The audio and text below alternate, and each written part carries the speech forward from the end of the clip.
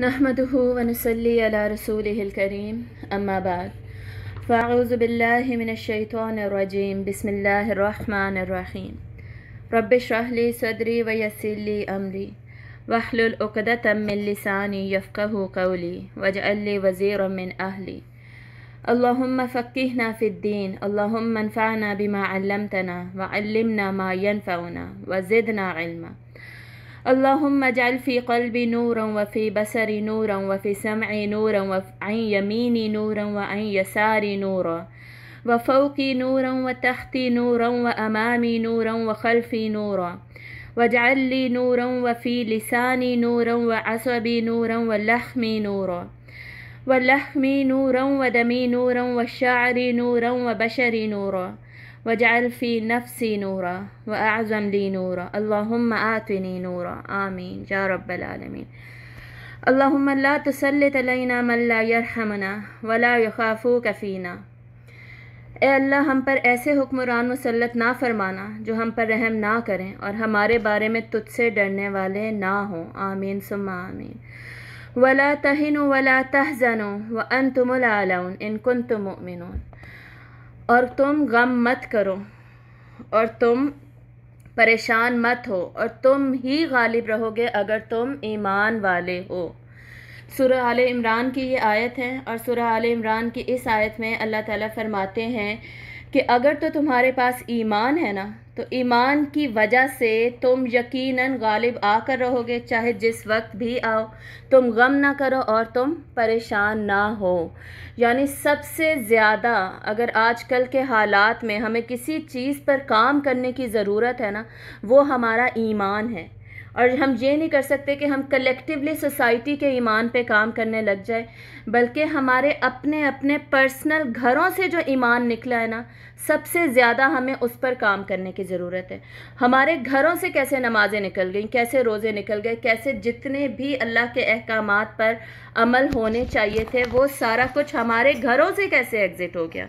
ठीक है, सबसे ज़्यादा जिस चीज़ की फ़िक्र करने की हमें ज़रूरत है ना, वो ये है। अल्लाह ताला कहते हैं कि तुम गमगीन मत हो, तुम गालिब आओगे अगर ईमान है तुम्हारे पास। तो क्वेश्चन यहाँ पर ये लग जाता है, क्वेश्चन मार्क, कि क्या हमारे पास ईमान है? क्या हमने इतना काम कर लिया अपने ऊपर कि अपने ईमान को वापस रिस्टोर कर लिया? लगता नहीं है, महसूस नहीं होता। क्यों? क्योंकि हमारे घरों में जिस ईमान के दावेदार हैं हम, उसकी इम्प्लीमेंटेशन नहीं आती, नज़र नहीं आती, पर्सनल लेवल पर नज़र नहीं आती। तो बहुत ज़्यादा ज़रूरत है, अगर हम चाहते हैं हम अपने मुआशरे को फलता फूलता देखें, मुआशरे में चेंज देखें। आज हमें किसकी फ़िक्र है? आज हमें सिर्फ़ और सिर्फ अपने मुल्क की फ़िक्र है। ठीक है, हमारी सारा इखलास, हमारी सारी सिंसेरिटीज़ किसके साथ हैं? उस मुल्क के साथ हैं जिसको कि अल्लाह ताला के नाम पर बनाया गया, जिसको ला इलाहा इल्लल्लाह कह कर बनाया गया। ठीक है, ये सूरह आले इमरान की आयत नंबर 139 है। तो जिस मुल्क को अल्लाह के नाम पर बनाया गया, ला इलाहा इल्लल्लाह पर बनाया गया, वो मुल्क हमारा सबसे कीमती सरमाया है, वो हमारा एसेट है। अगर आज हमें कुछ करना है, कुछ फ़िक्र करनी है, तो वो सिर्फ़ और सिर्फ हमारा मुल्क है। अगर हमें दुआ करनी है तो वो अपने मुल्क के लिए करनी है कि अल्लाह ताला किसी किस्म के गलत हुक्मरानों को या करप्ट हुक्मरानों को हमारे ऊपर मुसल्लत ना करें। और आप सब जानते हैं कि जैसे हुक्मरान होते हैं बेसिकली वो अवाम की वजह से ही होते हैं। तो हमें अपने ईमान पे काम करना है। इंशाल्लाह हमारा ईमान स्ट्रांग होगा, हम ईमान वाले होंगे तो हमारे ऊपर अल्लाह ताला हुक्मरान भी ऐसे ज़रूर लेकर आएंगे जो कि ईमान वाले होंगे। आज हम सब ने अपने वतन के लिए बहुत ज़्यादा दुआएं करनी हैं और दोबारा से तहैया करना है कि हम अपने ईमान पर ज़रूर काम करेंगे। आज हम सूरत तगाबुन जो पढ़ने जा रहे हैं वो पूरे ईमान को, कुरान मजीद में जो पूरा ईमान डिस्कस हुआ है उसको एक तरीके से समराइज़ करती हैं इसकी आयतें। ठीक है, जैसे कल हमने सूरतुल मुनाफिकून पढ़ी थी, वो मदीना में मदनी दौर की सूरतों में, जो कि कितनी हैं, 1/3 ऑफ द कुरान मजीद है, उसमें जो मुनाफ़क़त पर बात हुई थी उसको समराइज़ कर रही थी सूरतुल मुनाफिकून। ठीक है, इसी तरह मक्की दौर में ईमानियात सलासा पर ख़ुसूसन जितनी बात हुई है, 2/3 ऑफ द कुरान इज़ मक्की। ठीक है, उसमें जितनी ईमानियात पर बात हुई है उस सारे को अल्लाह ताला ने कंक्लूड किया, उसको समराइज़ कर दिया उसका ख़ुलासा पेश कर दिया इस एक सूरत में जिसका नाम है सूरत अत-तग़ाबुन। ये मदीना में फिर नाजिल हुई थी और इसकी टोटल 18 आयात है। ठीक है, बहुत छोटी आयात हैं, खूबसूरत आयात हैं। ईमान पर आज हम बात करने जा रहे हैं। अल्लाह ताला हमें इस लायक बनाए कि हम इस सूरत के ज़रिए से ईमान को समझ जाएं, ईमान के तकाज़ों को समझ जाएं कि प्री रिक्विजिट्स क्या है, रिक्वायरमेंट्स हैं क्या ईमान की, कि हमें पता कैसे चले कि जी हमारे अंदर ईमान आ गया कि नहीं आ गया। ठीक है, और फिर ईमान के फ्रूट्स क्या हैं, ईमान के आउटकम्स होते क्या हैं। ठीक है, एक बच्चा इम्तहान में मेहनत करता है लेकिन उसका आउटकम उसके रिज़ल्ट में नज़र नहीं आता, इसका क्या मतलब है? उसने तो मेहनत ही ठीक से नहीं की। सही है, एग्जैक्टली यही चीज़ हम यहाँ देखने जा रहे हैं। हम अपने ईमान को टेस्ट करने जा रहे हैं, उसका लिटमस टेस्ट देखेंगे कि जी उसके जो फ्रूट्स, जहाँ पे रिज़ल्ट जो उसका नज़र आना चाहिए था, जो आउटकम कॉन्सिक्वेंसेस नज़र आने चाहिए थे, क्या वो नज़र आ रहे हैं? अगर तो वो हैं, मौजूद हैं, तब तो हमारे अंदर ईमान है। अगर वो नहीं है तो हमारा ईमान बहुत ज़्यादा डगमगा रहा है। और ज़ोफ़ुल ईमानी का जो लेवल था ना, ईमान के लो होने का लेवल, जो इस सूरत, इस पारे के आगाज़ से जिसको एड्रेस किया जा रहा है, शायद हम फिर उसी लेवल पर खड़े हैं। ठीक है, तो इंशाल्लाह आज हमने अपने ईमान पर बहुत ज़्यादा काम करना है। ये सूरत जैसे कि मैंने बताया कि मदनी दौर में नाजिल हुई, इसका स्टाइल मैंने बता दिया कि मक्की दौर के ईमान का सारा खुलासा इसमें डिस्कस होने वाला है। इसका मौजू मैंने बता दिया, ईमान इसका मौजू है जिसकी तारीफ़ इसमें की जाएगी, यानी डेफिनेशन, फिर उसकी कुछ तफसील होगी और उसके आउटकम्स होंगे, उसके तकाज़े भी होंगे। और ये मुसब्बिहात में से आज आखिरी सूरत है जो कि हम डिस्कस करने जा रहे हैं। मुसब्बिहात तस्बीह से शुरू होने वाली ये आखिरी सूरत है। टोटल 5 सूरतें आती थी मुसब्बिहात में से, जिसमें से 4 अल्हम्दुलिल्लाह हमने कवर की हैं और सूरतुल हदीद 27 पारे में आती है, इसलिए हमने कवर नहीं की। लेकिन इंशाल्लाह मैं आप लोगों को उसकी रिकॉर्डिंग ज़रूर भेज दूँगी। वन ऑफ़ द डिफ़िकल्ट सूरास टू अंडरस्टैंड है, लेकिन उसकी रिकॉर्डिंग मेरे पास मौजूद है, जो मैंने एक दफ़ा पढ़ाई थी क्लास में। उसको आप लोग ज़रूर समझिएगा। वो जिस तरह वो ईमान को स्ट्राइक करती है, और जैसे मैंने बताया था इन सूरतों में अल्लाह ताला के बहुत सारे अस्मा मुबारक एक्सप्लेन किए गए, जिस तरह उस सूरत में एक्सप्लेन किए गए हैं, और क्यों उसको उम्मुल मुसब्बिहात कहा जाता है, मुसब्बिहात की भी लीडर। तो ये सारा कुछ इस रिकॉर्डिंग में क्लियर होगा, मैं आज आपको वो भी भेज दूँगी। तो ये सूरत कहाँ से शुरू होती है? ये सूरत भी तस्बीह से इसका आगाज़ होता है। और जैसे कल हमने बात की थी कि जैसे नफाक दिल में रहता है, दिल की बीमारी का नाम है, इसी तरह ईमान क्या है? ईमान भी हमारे दिल की हालत का नाम है, हमारे दिल के अंदर रहता है। तो उस ईमान को आज हम टटोलने जा रहे हैं। किस तरीके से टटोलेंगे? उसके लिए हमें सेल्फ एनालिसिस करना पड़ेगा, हमारी ईमान की सिचुएशन को चेक करने के लिए। तो आज ये सूरत पढ़ते पढ़ते इंशाल्लाह हम सेल्फ एनालिसिस करेंगे। चलिए आगाज़ करते हैं। अऊज़ु बिल्लाहि मिनश शैतानिर रजीम, बिस्मिल्लाहिर रहमानिर रहीम। युसब्बिहु लिल्लाहि मा फिस समावाति व मा फिल अर्द, लहुल मुल्कु व लहुल हम्दु व हुवा अला कुल्लि शैइन क़दीर। तस्बीह करती है अल्लाह के लिए हर वो चीज़ जो आसमानों में है और जो ज़मीन में है। उसी के लिए है बादशाहत और उसी के लिए है सब तारीफ़, और वो ऊपर हर चीज़ के खूब कुदरत रखने वाला है। तस्बीह में हम हर चीज़, दुनिया की हर चीज़, कायनात की बेसिकली डिक्लेयर कर रही है कि मेरा रब जो है वो हस्ती कामिल है, और हर चीज़ अपने कॉल और फेल पर इसी की वजह से, हर कॉल और फेल के साथ इसी बात पर गवाह है। ठीक है, तो क्या हम भी ऐसा कर रहे हैं या हमने कुफर और नाशुक्री वाला रवैया अपनाया हुआ है? ये क्वेश्चन मार्क है जो कि हमारे ऊपर, हम अशरफुल मखलूक़ात पर लग रहा है। और हमने ये आयत पढ़ते ही रियलाइजेशन अपने अंदर लेकर आनी है कि मेरी तस्बीह का लेवल क्या है। मैंने सबसे ऊपर मकाम रफ़ी पर अपने नफ्स को रखा हुआ है, अपनी ख्वाहिशात, अपनी मर्ज़ी को रखा हुआ है, या अल्लाह को रखा हुआ है? अल्लाह की तस्बीह को बुलंद किया हुआ है मैंने। और अल्लाह की तस्बीह को बुलंद करने का तरीका क्या है? सिर्फ ज़ुबान से सुभान अल्लाह विदाउट रियलाइजेशन ऑटो मोड पे पढ़ लेना, ये अल्लाह ताला की तस्बीह नहीं है। हालांकि सुभान अल्लाह पढ़ना असल में अल्लाह की तस्बीह ही है, लेकिन उसको समझते हुए पढ़ना और उसके बाद फिर उसको अपने अमल में लेकर आना, असल में ये पूरा तस्बीह का कॉन्सेप्ट है जो कि हमें दिया जाता है। और जब अल्लाह ताला की हम तस्बीह करेंगे, आगे इस आयत में देखिए आगे क्या है, लहुल मुल्कु व लहुल हम्दु। यहाँ से हमें पता चल रहा है कि मुकम्मल बादशाहत किसकी है, हम तस्बीह किसकी कर रहे हैं, उस रब की कर रहे हैं जिसकी के कुल कायनात की बादशाहत उसी की है, ठीक है। और कुल तारीफ़ और सना और कुल शुक्र का मुस्तहिक कौन है, सिर्फ़ और सिर्फ अल्लाह ही है। तो जिसकी कामिल बादशाहत है, जो हर चीज़ पर कादिर है, फिर उसी की मानी जाएगी ना, उसी की सुनी जाएगी और उसी की तस्बीह की जाएगी। हुवल्लज़ी ख़लक़कुम फ़मिन्कुम काफ़िरुन व मिन्कुम मुमिन, वही है जिसने तुम्हें पैदा किया, फिर तुम में से कोई काफिर है और कोई मोमिन। अल्लाह ताला ने तुम सबको पैदा किया था इस्लाम के ऊपर, अल्लाह के आगे झुका हुआ। अल्लाह ने हमारी फितरत में जो इल्म रख दिया ना, एक होता है वो इल्म जो हमारी फितरत में बचपन से रख दिया जाता है, ठीक है। फॉर एग्जांपल जैसे एक मोबाइल आता है, उसमें कुछ सॉफ्टवेयर्स ऑलरेडी इंस्टॉल्ड आते हैं फ्रॉम द कंपनी, उसके बाद उसमें हम अपडेट करते हैं, मज़ीद इंस्टॉलेशंस करते हैं, सही है, अपनी नीड्स के मुताबिक। तो हमारे भी अंदर अल्लाह ताला ने फितरत से में ही बचपन से ही जैसे ही पैदा होते हैं इल्म रख दिया होता है, कुछ इल्म। और वो इल्म क्या है कि अल्लाह हमारा रब है। नंबर 2, अल्लाह ताला वाहिद ला शरीक हैं, वहदहू ला शरीक, अल्लाह ताला की तौहीद और अल्लाह ताला के आगे झुकना और अल्लाह से हमारा रिश्ता, ठीक है, कि अल्लाह एक और अल्लाह से हमारा रिश्ता। इसको आप ऐसे समझे जैसे बच्चा पैदा होता है तो उसको थोड़ा थोड़ा बड़ा होता है, उसको हमें ये पता चल जाता है बच्चे को देख के कि उसको ये रियलाइजेशन है कि उसकी माँ एक है, ठीक है। बच्चा है, किसी बच्चे की माएँ फ़र्ज़ करें 2 3 4 हों, लेकिन उसको ये रियलाइजेशन शुरू से होती है कि माँ मेरी एक ही है।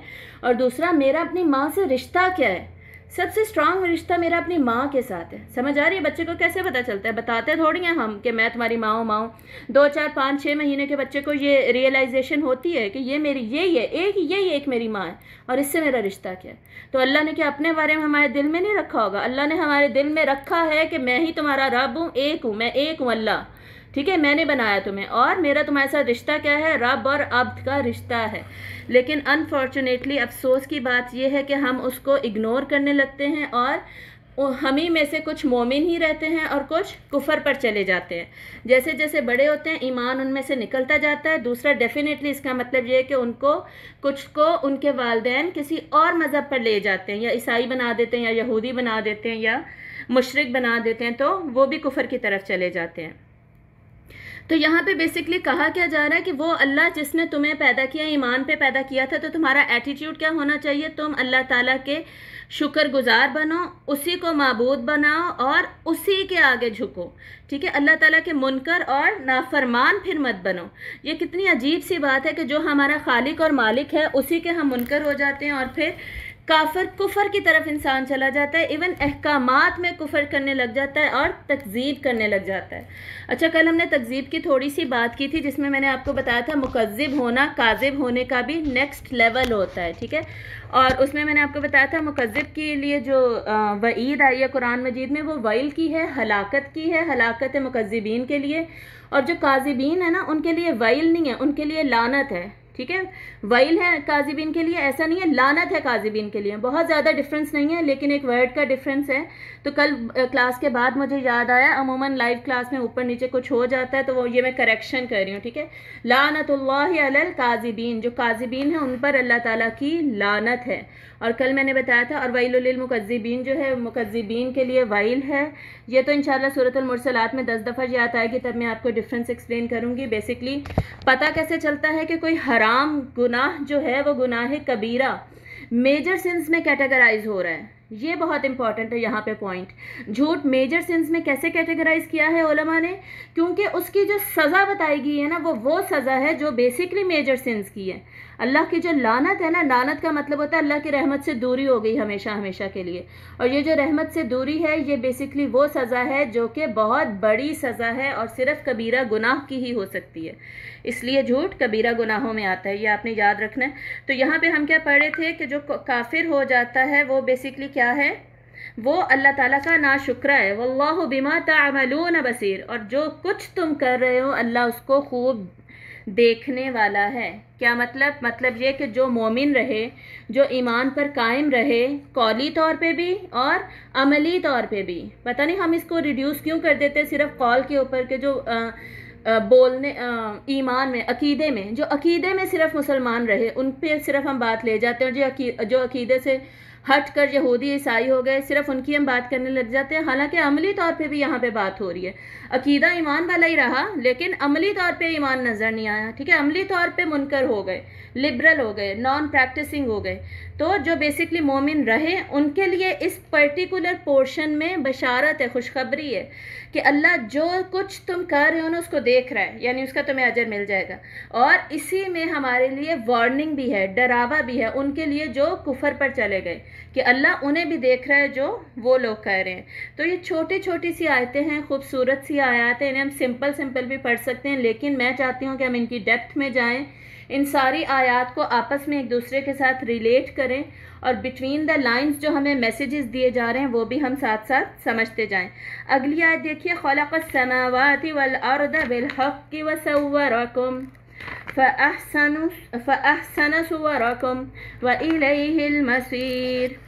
वही है जिसने पैदा किया आसमानों को और ज़मीन को, उसने पैदा किया आसमानों और ज़मीन को हक के साथ, ठीक है। इस पूरी आयत में जो पॉइंट टू बी नोटेड है ना वो ये बिल हक की है, हक के साथ पैदा किया अल्लाह ने, और सूरतें बनाई तुम्हारी, और कितनी अच्छी सूरतें बनाई तुम्हारी। ये बहुत ही खूबसूरत आयत है, ये कुरान मजीद में 2 दफ़ा रिपीट होता है ये पोर्शन।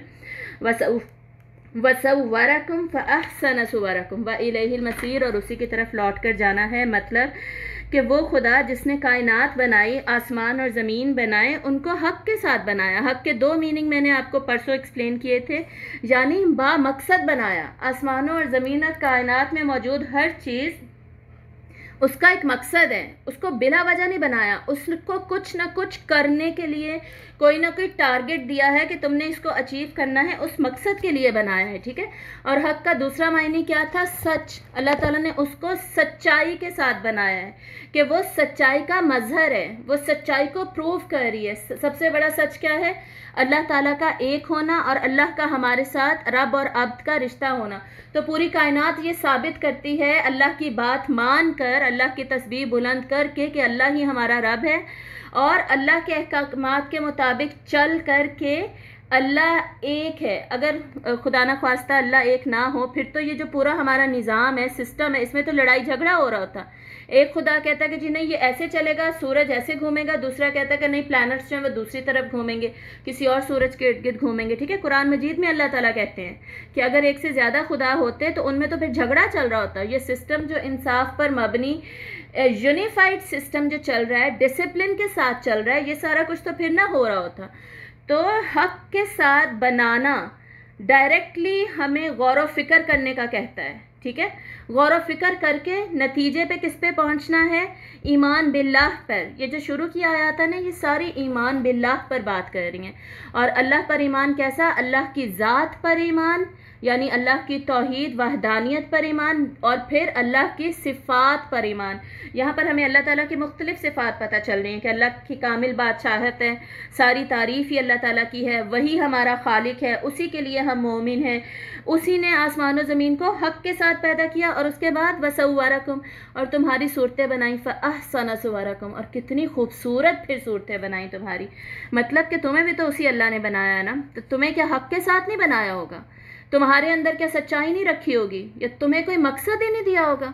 तुम्हें ऐसे ही खेल कूद के लिए बना लिया कि तुम टाइम ज़ाया करते रहो इधर उधर, और बस दुनियावी कामों में लगे रहो, दुनियावी पढ़ाइयों में लगे रहो, दुनियावी तुम जॉब हासिल करो, उसमें फिर खप मर जाओ अपना करियर बनाने के लिए, और उसके बाद फिर तुम बस अल्टीमेटली सारा कुछ अपने बच्चों पे लगाते जाओ, उनकी शादियां करो, और दीन को टाइम ही ना देना, कुरान पढ़ने को तुम टाइम ही नहीं देना, अल्टीमेटली तुम कब्र में चले जाना। बस फिर तुम मेरे सामने क्या शक्ल लेकर आओगे, क्या दिखाओगे तुम, ठीक है। तो अल्लाह ताला के कह रहे हैं ऐसे नहीं पैदा किया, ऐसे बातिल बिला वजह बेमकसद के तुम्हारा असली मकसद जो है वो तुमसे पिन्हा ही रहे, छुपा हुआ ही रहे, वो तुम्हें पता ही ना चले, ठीक है। ऐसा तुम्हें नहीं बनाया, बल्कि जैसे पूरी कायनात का मकसद है अल्लाह ताला की तस्बीह बयान करना और उसको बुलंद ही रखना और उस पर अमल करना, इसी तरह हमारे मकासद में भी ये मकसद आता है। तो ये जो हक है इसको हमें बहुत ज़्यादा समझने की ज़रूरत है, और ये कितना खूबसूरत हिस्सा है। वसव्वरकुम, इसको अलग से भी अभी हम देखेंगे। अभी तो हम इसको पूरी आयत में रिलेट कर रहे हैं ना, पहले इसका एंड कर लेते हैं। व इलैहिल मसीर, और उसी की तरफ लौट कर जाना है। तो जब संजीदा मकसद बनाकर, जो संजीदा मकसद अल्लाह ने दिया उसको पूरा करके जब हम अल्लाह की तरफ लौटेंगे तो वो लौटना ही और तरह का होगा, ठीक है। वो वाला अंजाम ही हमारा और होगा। और ये जो अगर लौटना, हम ज़िंदगी को सारा बेमकसद समझ के दुनियावी कामों में ही फंस कर लग कर अल्टीमेटली अल्लाह के पास जाएंगे, तो जाना तो हमने अल्लाह की तरफ ही। अल्लाह ताला कह रहे हैं व इलैहिल मसीर, आना तो मेरी तरफ ही है तुमने। तो आओगे तो फिर वो तुम्हारा कैसा आना होगा कि तुम्हें खुद शर्मिंदगी हो रही होगी। हमने पिछली सूरत में पढ़ा था ना, क्या कह रहे थे अल्लाह ताला, वलन युअख्खिरुल्लाहु नफ्सन इज़ा जाअ अजलुहा वल्लाहु खबीरुम बिमा तामलून। किसी को फिर मोहलत नहीं दी जाएगी। फिर जब ये लोग मोहलत मांगेंगे, या अल्लाह अब भेज दे प्लीज़, मुझे पता ही नहीं था, मैं सारी ज़िंदगी बिजी रहा अपने कामों में वगैरह वगैरह, जॉब में और पढ़ाई में और बच्चों में, फिर मैं मर ही गया, तो या अल्लाह प्लीज़ मुझे दोबारा भेज दें। तो अल्लाह ताला ये ऑप्शन देंगे ही नहीं, दोबारा नहीं भेजेंगे, ठीक है। अल्टीमेटली वापस हमने चले जाना है। अब इस पर आते हैं वापस, वसव्वरकुम फअहसन सुवरकुम। एक तो यहाँ पे सूरत की बात क्यों हो रही है? सूरत की बात इसलिए हो रही है क्योंकि हमारा जो चेहरा है वो हमारी बाकी पूरी बॉडी को, हमारे इंसानी ढांचे की साख्त को, हमारे जिस्म की बनावट को रिप्रेजेंट कर रहा होता है। हमारा चेहरा हमारी बाकी सारी बॉडी को रिप्रेजेंट कर रहा होता है, ठीक है। इसलिए यहाँ पर चेहरे को ज़्यादा एक्सप्लिसिटली बताया गया है। मतलब है हमारी पूरी पूरी अहसन तकवीम, लक़द खलक़नल इंसान फ़ी अहसनी तकवीम, बेशक अल्लाह ने इंसान को बनाया है अहसन स्ट्रक्चर में, बेहतरीन साख्त में अल्लाह ताला ने हमें बनाया। एक वो आयत हमें हमेशा याद रखनी चाहिए, तब ताकि कभी भी हम ये ना सोचें कि जी मेरा कद छोटा है, मेरे ऊपर गोश्त ज़्यादा क्यों चढ़ा हुआ है, मैं इतनी ज़्यादा पतली क्यों हूँ, मेरी आंखें इतनी क्यों छोटी हैं, मेरे होंठ ऐसे अजीब से क्यों हैं, मेरा रंग ऐसा क्यों है। जब हम ये सारा कुछ सोचने लगते हैं और अल्लाह की ये दोनों आयतें भूल जाते हैं, एक वही सूरत 3 की आयत, दूसरी ये वाली जो इस सूरत में है वसव्वरकुम फअहसन सुवरकुम। अहसन का क्या मतलब है? अहसन कंपैरेटिव डिग्री है, बेसिकली सेकंड डिग्री है, मतलब बहुत ही ज़्यादा खूबसूरत। इसमें मुबालगा शामिल होता है। मुबालगा जैसे अकबर है, अकबर के वज़न पे आसन है। तो इतना खूबसूरत अल्लाह ने तुम्हें बनाया है, फिर भी हम क्या करते हैं, सारी ज़िंदगी अपने फीचर्स को बदलने पे लगा देते हैं। ये कॉस्मेटिक सर्जरी वगैरह तो छोड़ें, ये तो शुक्र है हम लोग इनमें अभी इतना नहीं पढ़े, हमारी एलीट तो खैर पढ़ चुकी है, लेकिन उसके अलावा ये मेकअप इंडस्ट्री, ये कॉस्मेटिक इंडस्ट्री, ये सारा कुछ क्या करती है? ये सारा कुछ हमें ख़रीद लेती है, हमें कन्विंस कर लेती है, और इन सब की एडवर्टीजमेंट्स हमें इस बात पर कन्विंस कर देती है कि तुम ऐसे तो खूबसूरत नहीं हो, तुम्हारी आंखें तो बहुत ही छोटी हैं, ये वाला मेकअप किया करो ताकि तुम्हारी आंखें तो कुछ बड़ी लगे, तुम्हारे होंठ तो ज़रा नॉर्मल लगे, तुम्हारी स्किन का कलर तो ज़रा ठीक लगे, ठीक है। इस बात पर हमें कन्विंस कर लेते हैं। और होता क्या है, हमारा वो टाइम जो कि बेसिकली हमारे मकासद के हसूल के लिए लगना चाहिए था, वो सारा का सारा टाइम हमारा कहाँ लगने लगता है? बस ये जो कॉस्मेटिक इंडस्ट्री है, इसका प्रोडक्ट हम बन जाते हैं और उसी पे हमारा सारा टाइम लगने लग जाता है, ठीक है। ये सारा कुछ मना नहीं है, अल्लाह ताला ने जीनत इख्तियार करने का कहा है औरत को, लेकिन वो जीनत इख्तियार करने में हम मैक्सिमम टाइम लगा रहे हैं, हम घंटा घंटा तैयार होने में लगा रहे हैं, हमारा सारा पैसा मेकअप ख़रीद के हमारी अलमारियाँ भरने पर ही लगा हुआ है, या ब्रांडेड ड्रेसेस वगैरह ख़रीदने पे। मकसद क्यों हमने इसको बना लिया? ये बात हो रही है। ये सारी जो डिस्ट्रैक्शंस हैं, ये हमें सीधे मकसद से ना हटा दें, ये बात हो रही है। असल में वो एतदाल किधर गया जो कि उम्मत वस्त में होना चाहिए था। तो ये सारी सोसाइटी ने मिलकर, और ये ड्रामाज, मूवीज़, ये हमारा मीडिया, ये सारा कुछ इसमें रोल प्ले करता है, हमें इस बात पे कन्विंस करने के लिए कि तुम इस तरह खूबसूरत नहीं हो, तुम ये सारा कुछ यूज़ करो, ये हील्स पहनो, इस तरह पर्टिकुलरली इस तरह के कपड़े पहनो, तुम इस तरह तैयार हो तभी तुम खूबसूरत हो, ठीक है। और हम अपने मकसद को छोड़ के, जी हम जिस टाइम पे कुरान भी पढ़ सकते थे, बहुत कुछ कर सकते थे, उसको छोड़ के हम इधर चले गए। दूसरी एक्सट्रीम भी है, जो लोग सिर्फ इधर ही लगे हुए, अपना ख्याल ही नहीं रखते, ठीक है। तो हमने अपना ख्याल भी रखना है, डेफिनेटली कुछ तो यूज़ करना आना चाहिए, मेकअप कुछ ना कुछ, थोड़ा बहुत के इंसान कुछ, चलो मज़ीद अपने आप को क्या कर ले, मुज़य्यन कर ले, जीनत दे दे, अपने आप को खूबसूरत बना ले, अपने आप को महरम के लिए, ना महरमों के सामने सज धज कर नहीं जाना, तो महरम के सामने खूबसूरत बन जाए, इतना तो अब ये गंदा बंदा बन के भी नहीं रहना। कल मैंने आपको बताया था हदीस क्या है, आपसे सबने फरमाया अल्लाह जमील है और जमाल को ही पसंद करता है। अल्लाह खूबसूरत है और ख़ूबसूरती को ही पसंद करता है। तो हमने एक एतदाल रखना है, बैलेंस रखना है। अपनी सारी एनर्जीज़ जो आजकल मेकअप में लोग लगा लेते हैं, इवन अजीब अजीब, खैर इंस्टा पे इन्फ्लुएंसर्स जैसे चल रहे हैं, आप लोगों को भी पता ही है। तो अजीब उनकी जॉब है, पता नहीं क्या उनकी जॉब है। तो इस आयत को हमने इस तरीके से देखना है। इस आयत को पढ़ के हमें ये ख्याल आना चाहिए कि अल्लाह ताला मुझसे कह रहे हैं कि मैंने तुम्हें कितना खूबसूरत बनाया। इसीलिए दूसरों पे कमेंट करने से भी हमें रुक जाना चाहिए। कितने धड़ल्ले से हम कमेंट करते हैं, उसकी शक्ल देखो, उसका रंग देखो, उसकी नाक देखो टेढ़ी है, उसकी नाक कितनी लंबी थी, खसूसन जब रिश्ते देने या लेने हम जा रहे होते हैं, उसकी आंखें कैसी थी, अजीब अजीब हमारे कमेंट्स होते हैं। डरना चाहिए हमें, और ये आयत सोच लेनी चाहिए कि वो सूरत जिस पर अल्लाह ताला प्राइड ले रहे हैं, अल्लाह ताला इस बात पर खुश हो रहे हैं कि देखो मैंने कितनी खूबसूरत शक्लें बनाई, और उस पर हम कह रहे हैं हाय इसकी तो नाक ही टेढ़ी है। तो क्या अल्लाह ताला हमसे पूछेंगे नहीं क़यामत के दिन? डेफिनेटली अल्लाह ताला हमसे पूछेंगे। तो हमें अपने बारे में भी ऐसा नहीं सोचना चाहिए, इन्फीरियॉरिटी कॉम्प्लेक्स का शिकार नहीं होना चाहिए, दूसरों के बारे में भी ऐसा नहीं सोचना चाहिए। सारी एनर्जी, सारा फोकस हमने अपने ज़ाहिर को संवारने पे ही नहीं लगा देना, बल्कि बातिन को इतना ज़्यादा खूबसूरत बनाएं कि वो ऑब्वियस हो, वो हाईलाइट हो, उसको हाईलाइट करें, उसको इतना हाईलाइट करें कि लोगों का ध्यान ही ना जाए कि जी आपने करोड़ों का मेकअप लेके लगाया नहीं हुआ, ठीक है, आपने ब्रांडेड ड्रेसेस नहीं पहने हुए, बस अच्छा बेहतरीन नज़र आएँ, लेकिन एक्सट्रीम लेवल्स पर मत चले जाएं, ठीक है। तो ये आयत इंशाल्लाह इसको हाईलाइट कर लीजिए और सब इसको याद रखें। तो बेसिकली इस आयत में बात क्या हो रही थी? सबकी तख्लीक बामकसद है, पूरी कायनात की हर चीज़ की तख्लीक बामकसद है और सच को अपने अंदर लिए हुए है। सच का ज़हूर है पूरी कायनात की हर चीज़ में, इसी तरह इंसान में है। तो इसको समझते क्यों नहीं हो? समझ जाओ, क्योंकि अल्टीमेटली अल्लाह की तरफ वापसी है। अगली आयत देखिए, यअलमु मा फिस समावाति वल अर्दि व यअलमु मा तुसिर्रून व मा तुअलिनून वल्लाहु अलीमुम बिज़ातिस सुदूर।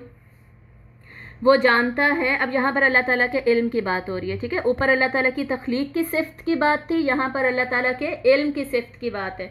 ये सब क्या है? ये सब ईमान बिल्लाह के मिनी टॉपिक्स हैं, सब टॉपिक्स हैं, ठीक है। तो अल्लाह ताला के इल्म पे क्या बात हो रही है कि अल्लाह जानता है जो कुछ आसमानों और ज़मीन में है, मतलब आफाक में, यूनिवर्स में, बाहर हमें जो मुशाहिदे में नज़र आता है वो सारा कुछ बिखरा हुआ, वो सब अल्लाह ताला को पता है क्या है। और वो जानता है जो कुछ तुम छुपाते हो और जो कुछ तुम जाहिर करते हो।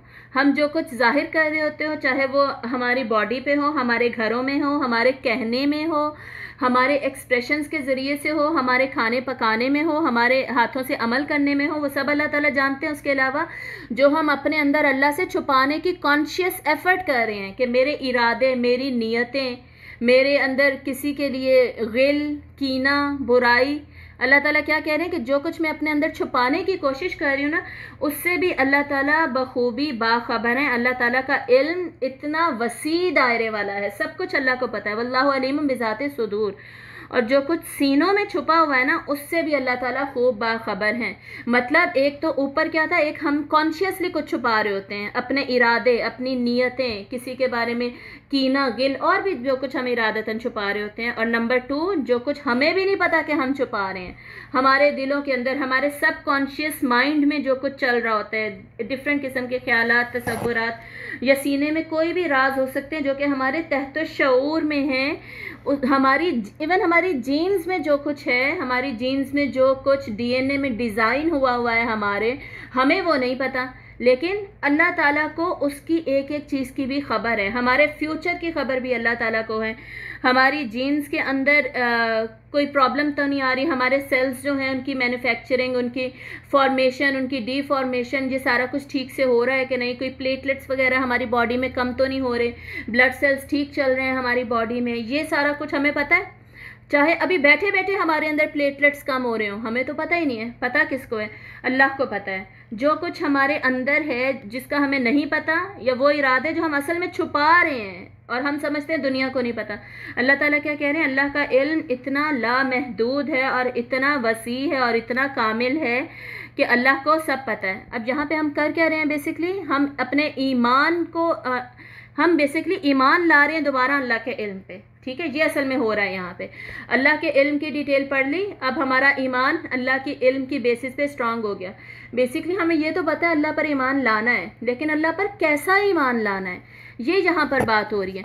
तो अल्लाह पर अल्लाह ताला कह रहे हैं कि ठीक है तुम्हें पता है तुम मोमिन हो, तुम ईमान लाए हुए हो, लेकिन तुम ऐसा ईमान लेकर आओ जो बेसिकली ये मैं तुम्हें इन आयतों में बता रहा हूँ, तो उस तरीके का हमने ईमान लेकर आना है। तो अल्लाह के इल्म पर ऐसा वाला ईमान लाना है जो इन आयतों में है, अल्लाह की तख्लीक पर वैसा ईमान लाना जो पिछली आयतों में है। अब आगे देखिए आयत नंबर 5, आयत नंबर 5 और 6 में अब ईमान बे रसुल की बात होगी, रिसालत पर ईमान की। अलम यअतिकुम नबअल्लज़ीना कफ़रू मिन क़ब्लु फ़ज़ाक़ू वबाल अम्रिहिम वलहुम अज़ाबुन अलीम। क्या तुम्हारे पास खबरें नहीं आई थी, आ नहीं चुकी हैं उन लोगों की जिन्होंने कुफ़र किया था पहले, ठीक है। क्या तुम्हें अल्लाह ताला ने बताया नहीं, वो खबरें नहीं पहुंचाई उनकी जो जिन्होंने पहले कुफर किया था, मतलब कौम नूह, कौम हाद, कौम साले और बहुत सारी दूसरी अक़वाम, हज़रत मूसा अलैहिस्सलाम की कौम जो थी, फिर फ़िरऔन की सारी कौम, और हज़रत मूसा की कौम बनी इसराइल थी ना, फ़िरऔन की कौम फ़िरौनियत वाले थे, ठीक है, 2 कौमें थी उस ज़माने में हज़रत मूसा की। तो ये जितनी भी कौमें थी सारी की सारी बेसिकली इन सब की खबरें तुम्हारे पास पहुंची नहीं है। फ़ज़ाक़ू वबाल अम्रिहिम, इन्होंने अपने ही कामों का, अपने ही मामलात का, अपने एक्शंस का वबाल देख लिया, चख लिया, ज़ाक़ू जायका चख लिया इन लोगों ने, ठीक है। दुनिया में भी इनके ऊपर अजाब आया, वलहुम अज़ाबुन अलीम, और आखिरत में भी इनके लिए क्या है, दर्दनाक अजाब है। तो ये तुम्हें खबरें क्यों बताई थी, पूरी मक्की सूरतों में ये सारी स्टोरीज कौमों की क्यों तुम्हें बताई थी, ताकि तुम फिर इस तरह का ना करो, तुम उनके कुफर को समझकर उसका तजजिया कर कर अपने एक्शंस को बदल लो। क्या ये सारा कुछ तुम्हें बता नहीं दिया था, और फिर भी तुम्हारे अब ये हालात है तुम्हारे ईमान के कि तुम जो होना चाहिए था सही लेवल वाला ईमान वो चल नहीं रहा। ज़ालिका बिअन्नहु कानत तअतीहिम रुसुलुहुम बिलबय्यिनात फ़क़ालू अबशरुन यहदूनना फ़कफ़रू वतवल्लौ वस्तग़नल्लाह वल्लाहु गनिय्युन हमीद।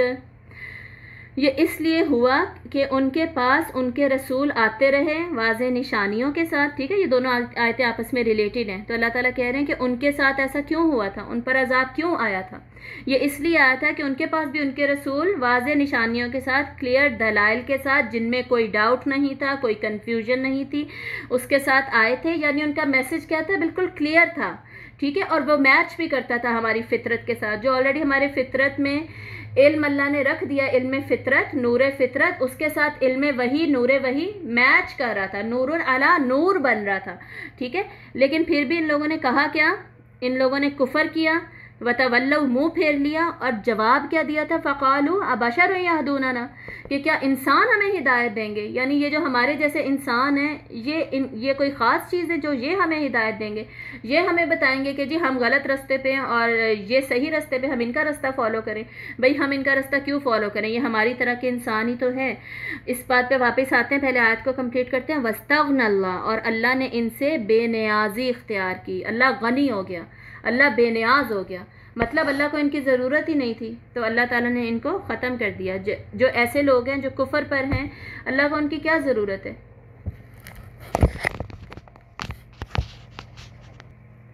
अल्लाह उनसे गनी हो गया, क्या मतलब कि जब उन्होंने अपने अमल से ये प्रूव किया कि हमें अल्लाह की ज़रूरत ही नहीं है, ये रसूल हमें क्या मैसेज दे रहे हैं, हमें तो इस मैसेज की ज़रूरत नहीं है, हमें हिदायत की ज़रूरत ही नहीं है, तो अल्लाह ताला ने कहा कि मैं भी गनी हो गया, मैं भी बेनियाज हूँ, मुझे भी इनकी ज़रूरत नहीं है।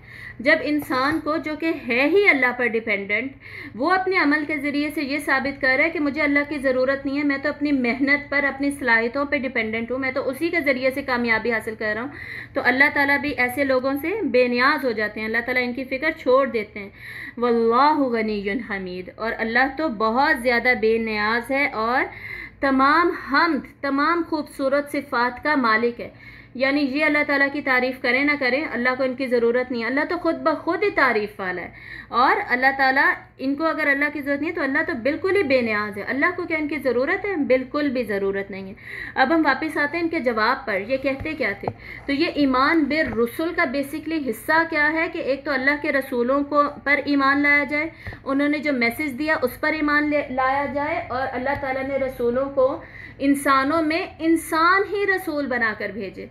कुरान मजीद में अल्लाह ताला कहते हैं कि अगर मैं फ़रिश्तों को रसूल बनाकर भेज देता तो इंसान कहते कि जी ये तो हमारे जैसे हैं ही नहीं, ये तो और तरह से फिर अमल करेंगे, ये तो और तरह की इबादत करेंगे, हम तो इनके लेवल की नहीं कर सकते, ये क्या बात हुई। और जब इंसानों को बनाकर भेजा तो अब एतराज़ करें कि हमारे जैसे इंसान ही क्यों हैं, हम इन्हीं की क्यों पैरवी करें। ठीक है, तो इसमें भी बेसिकली इंसानों ने क्या किया, एक तो ये एतराज़ लगा दिया कि रसूलों की रिसालत को बशरियत की बुनियाद पर रिजेक्ट कर दिया। कुरान मजीद में हम बार बार पढ़ते हैं, इनका बुनियादी एतराज़ क्या था कि ये तो हमारी तरह खाते पीते हैं, ये हमारी तरह चलते फिरते हैं, ये तो फलां के बेटे हैं, इनकी तो औलाद है, ये क्या बात हुई, हम इनको क्यों रसूल माने। ठीक है, दूसरी तरफ दूसरा एक्सट्रीम लेवल क्या है कि जिन्होंने बशर को रसूल मान भी लिया, उन्होंने उनका दर्जा इतना बढ़ा दिया, बढ़ाने के बाद उनको मुश्किल हो गया कि वो अब अपने रसूल को बशर माने। समझ आई, पहलों ने तो पहले ही रिजेक्ट कर दिया कि ये बशर है इसलिए हम नहीं मान रहे, दूसरों ने क्या किया, पहले एक्सेप्ट करके फिर बाद में बशर होने से उनके इनकार कर दिया। फॉर एग्जांपल हज़रत ईसा के साथ जो किया गया, हज़रत ईसा अलैहिस्सलाम को बशर ही उन्होंने एक्सेप्ट करके, अल्लाह का नबी रसूल एक्सेप्ट करके ईमान लाए थे ना, और अल्लाह ताला को रब मानते थे, लेकिन अल्टीमेटली गुलूफ कर करके क्या किया, जी वो तो बशर नहीं हो सकते, वो तो नाउज़ुबिल्लाह खुदा से रिलेट ही कर दिया, हज़रत ईसा को इतना बड़ा दर्जा दे दिया। तो ये जो दोनों सूरतें हैं ये बिल्कुल गलत हैं, बल्कि हमें दरमियान में रहना चाहिए, उम्मत वस्त का इत्तदाल का मामला होना चाहिए, और रसूल पर ईमान कैसा होना चाहिए, वैसा जैसा कि हमसे रिक्वायर्ड है। सूरतुल कहफ में अल्लाह ताला कहते हैं, कुल इन्नमा अना बशरुम मिस्लुकुम, कह दीजिए, आप सल्लम से कहा जा रहा है कि इन लोगों को बताइए, इन्नमा अना बशर, मैं बेशक एक इंसान ही हूँ, मिस्लुकुम तुम्हारे जैसा, लेकिन फ़र्क क्या है, यूहा इलैया, मेरी तरफ वही की जाती है।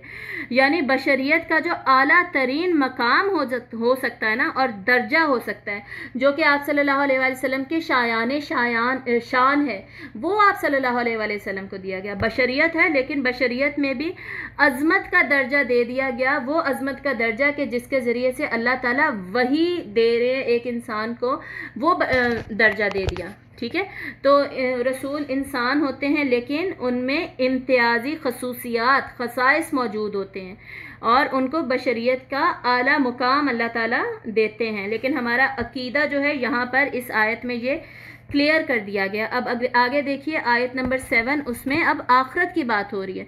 ईमानियात की जब बात होती है ना, तो आप लोगों ने ये याद रखना है, ईमानियात सलासा बेसिकली कहा जाता है। 3 मेन इंग्रेडिएंट्स होते हैं ईमान के, वैसे तो टोटल 7 है ना, लेकिन टोटल 7 इन 3 में कवर हो जाते हैं। ठीक है, 3 कौन से होते हैं ईमानियात सलासा, जिसकी बात मक्की दौर में हुई है, ईमान बिल्लाह, ईमान बिल रसुल, ईमान बिल आखिरा, इन्हीं को यहाँ पे समराइज़ किया जा रहा है। बाकी रह कौन से गए हैं, ईमान बिल कुतुब, ईमान बिल मलाइका, ये दोनों किस कैटेगरी में आ जाते हैं, ईमान बिल रसुल की कैटेगरी में आ जाते हैं। ठीक है, क्योंकि रसुल क्या है, रसुल मैसेंजर्स हैं जो कि मैसेज जो है कुतुब के ज़रिए वो लेते हैं, कहाँ से लेते हैं, दूसरे मैसेंजर्स से।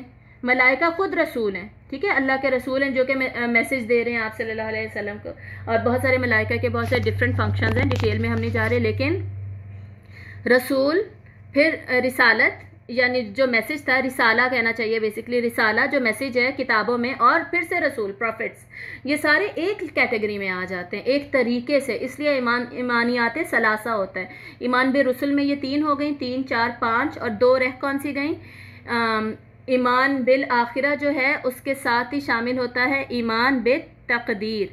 ठीक है, तो ये यहाँ पर हमारी पिक्चर कंप्लीट हो गई। अल्लाह पर ईमान, रसूलों पर ईमान, किताबों पर ईमान, फरिश्तों पर ईमान, आखिरत पर ईमान, और तकदीर पर ईमान। 6 होते हैं टोटल, 6 इसके पॉइंट्स होते हैं।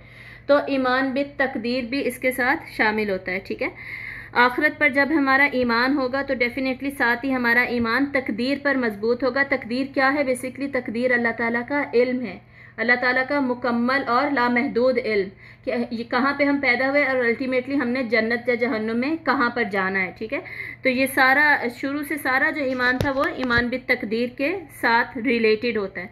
अब अगली आयत देखिए, आयत नंबर 7, ज़अमल्लज़ीना कफ़रू अल्लन युबअसू कुल बला व रब्बी लतुबअसुन्न सुम्मा लतुनब्बउन्न बिमा अमिलतुम वज़ालिका अलल्लाहि यसीर।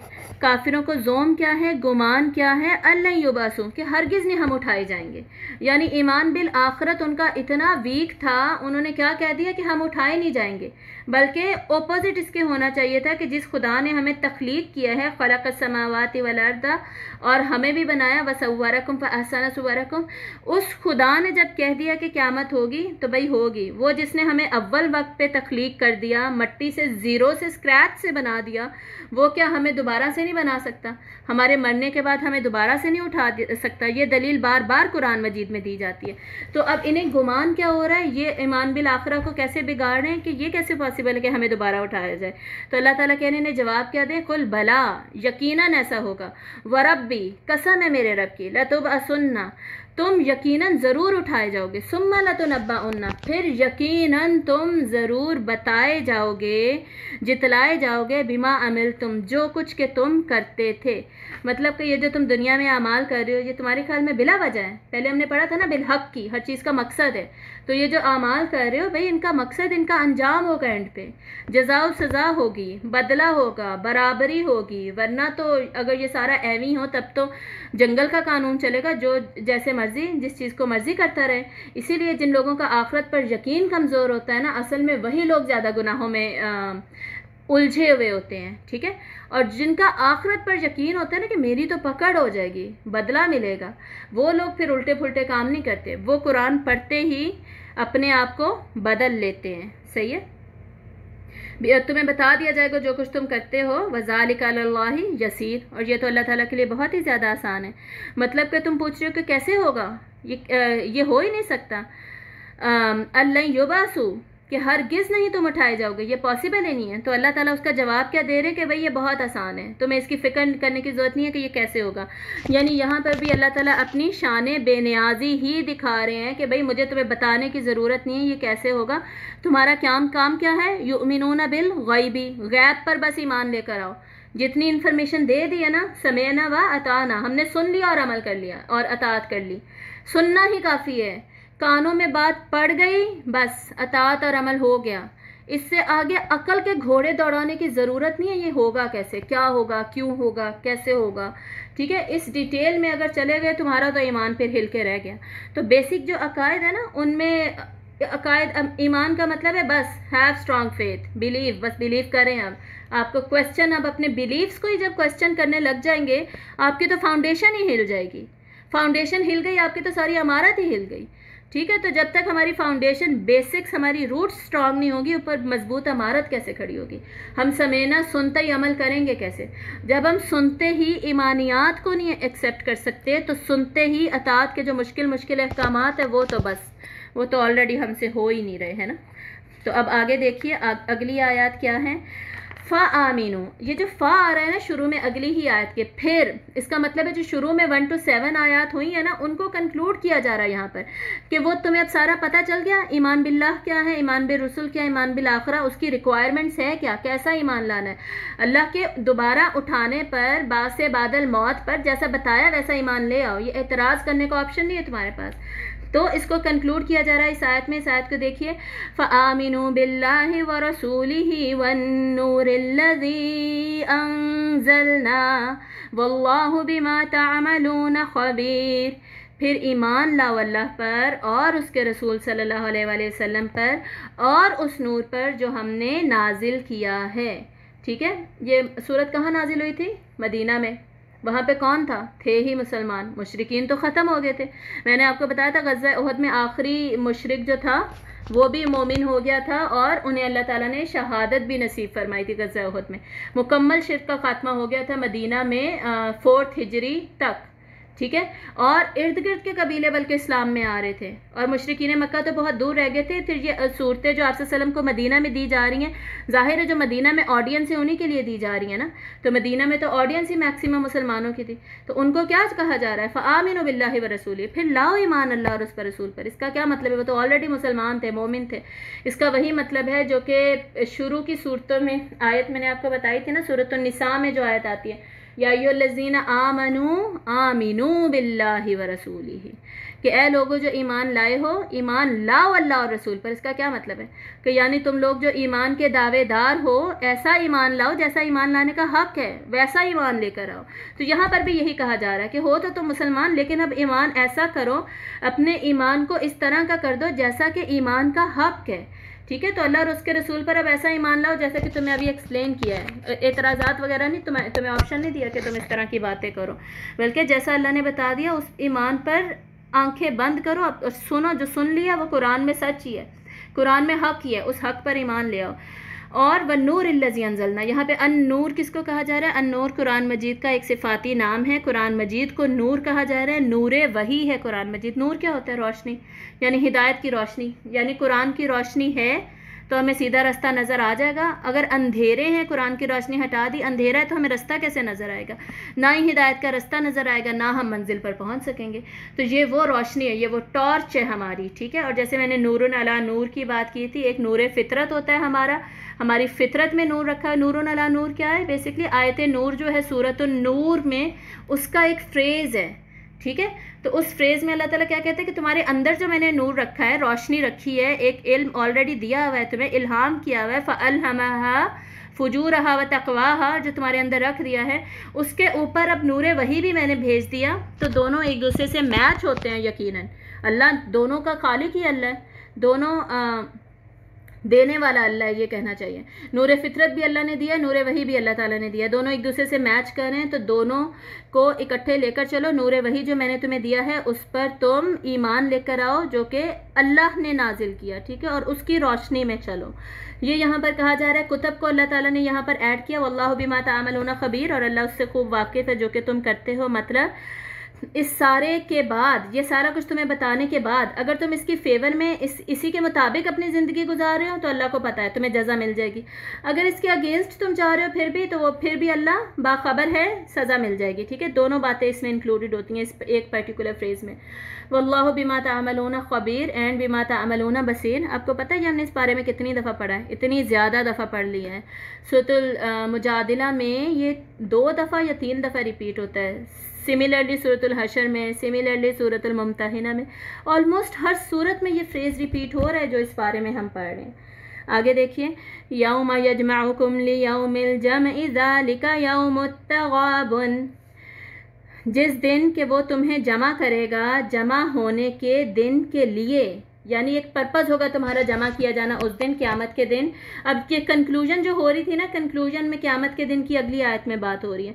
तो उस दिन अल्लाह ताला तुम्हें जमा करेगा, वो दिन क्या है? वो यौमुत तग़ाबुन है। शुरू में सूरत का नाम तग़ाबुन, हमने उसको डिस्कस ही नहीं किया, यहाँ पर डिस्कस कर लेते। बेसिकली तग़ाबुन का मतलब क्या है, तग़ाबुन होता क्या है? तग़ाबुन बेसिकली गबन का जो वर्ड है ना, हमारा उर्दू में भी यूज़ होता है, उसी से बेसिकली निकला है। गबन क्या होता है? गबन होता है किसी का माल हड़प कर लेना, किसी का माल ऐसे हड़प कर लेना कि उसको नुकसान हो जाए। यौमुत तग़ाबुन का क्या मतलब है? तग़ाबुन बेसिकली तफ़ाउल के वज़न पे है, जिसमें एक तो बाहम होने का मतलब शामिल हो जाता है, दूसरा इसमें मुबालगा शामिल हो जाता है। यानी ये वो दिन है जिस दिन किसी ना किसी का नुकसान होने वाला है, और इसमें बाहम मीनिंग शामिल है ना, उसकी ओपोजिट साइड भी शामिल है, मतलब और किसी ना किसी का फ़ायदा होने वाला है, यानी हार का दिन और जीत का दिन। ठीक है, ultimate victory and ultimate loss का दिन है ये, अल्टीमेट नुकसान खसारे का दिन है, या अल्टीमेट विक्ट्री एंड सक्सेस का ये दिन है। इसको कहते हैं यौमुत तग़ाबुन। तो हार जीत के फैसले का जो दिन है, यही वो दिन है जिस दिन के तुम सबको फिर उठा के जमा कर दिया जाएगा। अब आगे होगा क्या? अब इसका मतलब क्या हुआ? इसका मतलब ये हुआ कि ये जो हम वैसे भी हम पढ़ते हैं ना कि life is a theatre and we all of us are actors, ये शेक्सपियर ने मेरे ख्याल में कहा था ना कि हम सारे बस अदाकार ही हैं और इस दुनिया से गुजर रहे हैं, अल्टीमेटली हम आगे चले जाएंगे। तो जैसे हम ड्रामे देखते हैं ना टीवी पर, और हमें पता होता है कि ये इसकी असली लाइफ थोड़ी चल रही है ड्रामे में, ये तो एक्टिंग चल रही है, बस ये एक्टिंग ख़त्म हो जाएगी, ड्रामा ख़त्म हो जाएगा, हमारी रियल लाइफ तो ये है, उसका इतना ज़्यादा इम्पैक्ट लेने की ज़रूरत नहीं है। एग्जैक्टली सेम एटीट्यूड हमारा इस ज़िंदगी के बारे में होना चाहिए। ये ज़िंदगी भी हमारी ड्रामा ही चल रहा है। ठीक है, ड्रामा चल रहा है। अल्टीमेटली जब हम वहाँ क़यामत के दिन खड़े हुए होंगे ना, और हमारी सारी पिक्चर हमारे सामने घुमाई जाएगी, वीडियो हमारी चलाई जाएगी हमारे सामने, सारा कुछ सारा हमें दिखाया जाएगा। उस दिन हमें क्या रियलाइजेशन होगी? जैसे आज हम बैठ के टीवी पे कोई ड्रामा देखते हैं ना, उसी तरह उस दिन बैठ के ये ड्रामा हमारी ज़िंदगी का 70 साल वाला ना हमें दिखाया जाएगा। टीवी के ड्रामा मूवीज़ में क्या होता है, पूरी पूरी ज़िंदगी एक इंसान की 70 ईयर्स की या जितनी भी एवरेज लाइफ जो भी आजकल चल रही है वो दिखा दी जाती है, अल्टीमेटली एंड हो जाता है, उसका बात खत्म। यही वहाँ पे बैठ के, वहाँ पे खड़े होके हमारे सामने हमारी ज़िंदगी की रील चला दी जाएगी और हमें क्या लगेगा, भाई ये ड्रामा था सिर्फ, जिसको हम सच समझ रहे थे, जिसको हम समझ रहे थे कि ये ज़िंदगी ही है सारा कुछ, इसी में लड़ मर जाओ, अल्लाह के लिए तो कुछ करने की ज़रूरत ही नहीं है। बस अपनी सारी एनर्जीज दुनिया में लगा दो, बस दुनिया खोजने में और दुनिया पाने में, माल हासिल करने में, लोगों को खुश करने में कि जी फ़लाँ को मेरा ज़्यादा ख़ुद को कवर करना पसंद नहीं है, मैं ऐसे करती हूँ, नहीं करती, कुछ नहीं होता। ये क्या है? ये हम दुनिया को जो गलत तरीक़ों से खुश करने की कोशिश कर रहे होते हैं। या मैंने अपनी शादी पे ये ढोल धमाके और पता नहीं क्या कुछ, आजकल तो हर घर में साथ साथ फंक्शन हो रहे हैं। भाई ये क्या है? एक दिन कवाली नाइट होती है, एक दिन माइयों होता है, एक दिन मेहंदी होती है, और हाँ एक दिन मिलाद भी होता है। पहले शायद कवाली नाइट होती होगी, फिर मिलाद होता है, फिर माइयों होता है, फिर मेहंदी होती है, फिर बारात होती है, फिर वलीमा होता है। मुझे नहीं पता, मैंने इसमें से कुछ मिस ना किया। हाँ वो भी तो होता है, वो जो होता है क्या कहते हैं, ब्राइडल शावर होता है शायद, हाँ वो भी तो होता है। 6 दिन के 7 दिन बन गए। ये क्या है? ये जो शादी के हमने फंक्शंस बनाए हैं, ये क्या हो रहा है सारा कुछ? उससे शुक्र है कुछ सालों तक ऐसा कुछ नहीं था, ये तो एक नया ट्रेंड निकल आया। यानी बिगाड़ के मज़हब को ऐसा बिगाड़ा है और अपने आप को दुनिया में इन्वॉल्व करने के ऐसे तरीके हमने ढूंढे हैं ना, कि जब उस दिन बैठ के हम देखेंगे ना वो ड्रामा अपनी ज़िंदगी का, तो बस फिर हमें रियलाइजेशन होगी। अल्लाह करे कि आज ही हमें रियलाइजेशन हो जाए, हम दुनिया को वो मकाम दें जो दुनिया को देना चाहिए, बेहतरीन तरीके से दुनिया में से गुजरें, लेकिन मुसाफिर खाना समझते हुए। ये दिल ना लगा लें दुनिया के साथ, मोहब्बत ना करने लग जाएं, हुब्बे माल हुब्बे दुनिया को निकालें दिल से, वरना ये मुनाफिकत की तरफ हमें ले जाएगी, हमें ईमान और अमल से दूर कर देगी ये दुनिया। इस ड्रामे को ड्रामा ही रहने दें। ये जो 70 साल ज़िंदगी के अगेंस्ट अल्लाह ने हमें फॉरएवर वाला टारगेट दिया है ना, वो फॉरएवर की ज़िंदगी का प्लीज़ टारगेट अपने जहन में रखें, उसको टारगेट बनाएं। उस दिन हमें हसरतें ना हों, ठीक है। अभी इस सूरत के एंड में जाएंगे ना, तो जन्नती क़यामत के दिन जो मुकालमा करेंगे ना, बातचीत, वो थोड़ा सा मैं आपको बताऊंगी सूरत तूर से देख के, ठीक है, सूरत इंशिकाक से भी। पहले इसको, इस आयत को कंप्लीट कीजिए, आगे देखिए। वमन युमिन बिल्लाहि व यअमल सालिहन युकफ्फिर अन्हु सय्यिआतिहि व युदखिलहु जन्नातिन तजरी मिन तहतिहल अनहारु खालिदीन फीहा अबदा ज़ालिकल फौज़ुल अज़ीम। तो क़यामत के दिन होगा क्या? और जो कोई ईमान रखता होगा अल्लाह पर और उसने नेक अमल किए, ईमान के साथ अमल जुड़ा हुआ है, सिर्फ ईमान काफ़ी नहीं है हमें बचाने के लिए, ठीक है। ईमान के साथ जिसने नेक अमल किए, उसके साथ अल्लाह ताला क्या करेंगे? युकफ्फिर अन्हु सय्यिआतिही, उसकी बुराइयां उससे दूर कर देंगे, उसके गुनाहों को अल्लाह ताला दूर कर देंगे, पर्दा रख देंगे उस पर, और जन्नतें होंगी उसके लिए जिनके दामन में नहरें बहती होंगी, और उसमें वो हमेशा रहेंगे, अबादा, हमेशा, हमेशगी का भी एक्सट्रीम लेवल अबादा ऐड करके ना यहाँ पर उसको हमेशगी को भी एक्सट्रीम लेवल पर अल्लाह ताला ले गए कि इतना ज़्यादा हमेशा कि बस जो हम इमेजिन भी नहीं कर सकते, हमेशा का ही हमेशा वो हमारी ज़िंदगी होगी। और उसके ऊपर हम इस ड्रामे वाली ज़िंदगी को प्रेफर कर रहे होते हैं, मुसाफिर खाने को। हम जाते हैं ना नॉर्दर्न एरियाज़ में घूमने फिरने, जितना खूबसूरत हो, हमारे ये लाहौर से कराची से जितना ज़्यादा खूबसूरत हो वो जगह, ठीक है, नॉर्दर्न एरियाज़, लेकिन हम वहाँ दिल तो नहीं लगा के बैठ जाते ना। हमें पता है अल्टीमेटली हमने 3 दिन के बाद 4 दिन के बाद वापस आना है, कि फ़र्नीचर ख़रीद के कोई वहाँ पे भर दें उन जगहों को, फ्रिजें भर दें वहाँ पर हम फंक्शंस करने लगे, ये सब तो नहीं करते हम। तो इस दुनिया के साथ हम ये क्यों करते हैं, जब यहाँ के 70 साल वहाँ की फॉरएवर लाइफ के कंपैरिजन में ऐसे ही हैं जैसे 3-4 दिन हम किसी रिजॉर्ट पे जाते हैं, बिल्कुल वैसे ही है। तो इसकी खूबसूरती हमें क्यों अपने अंदर गुमा देती है, ठीक है। इतना बड़ा क्वेश्चन मार्क, हमें सोचने की ज़रूरत है।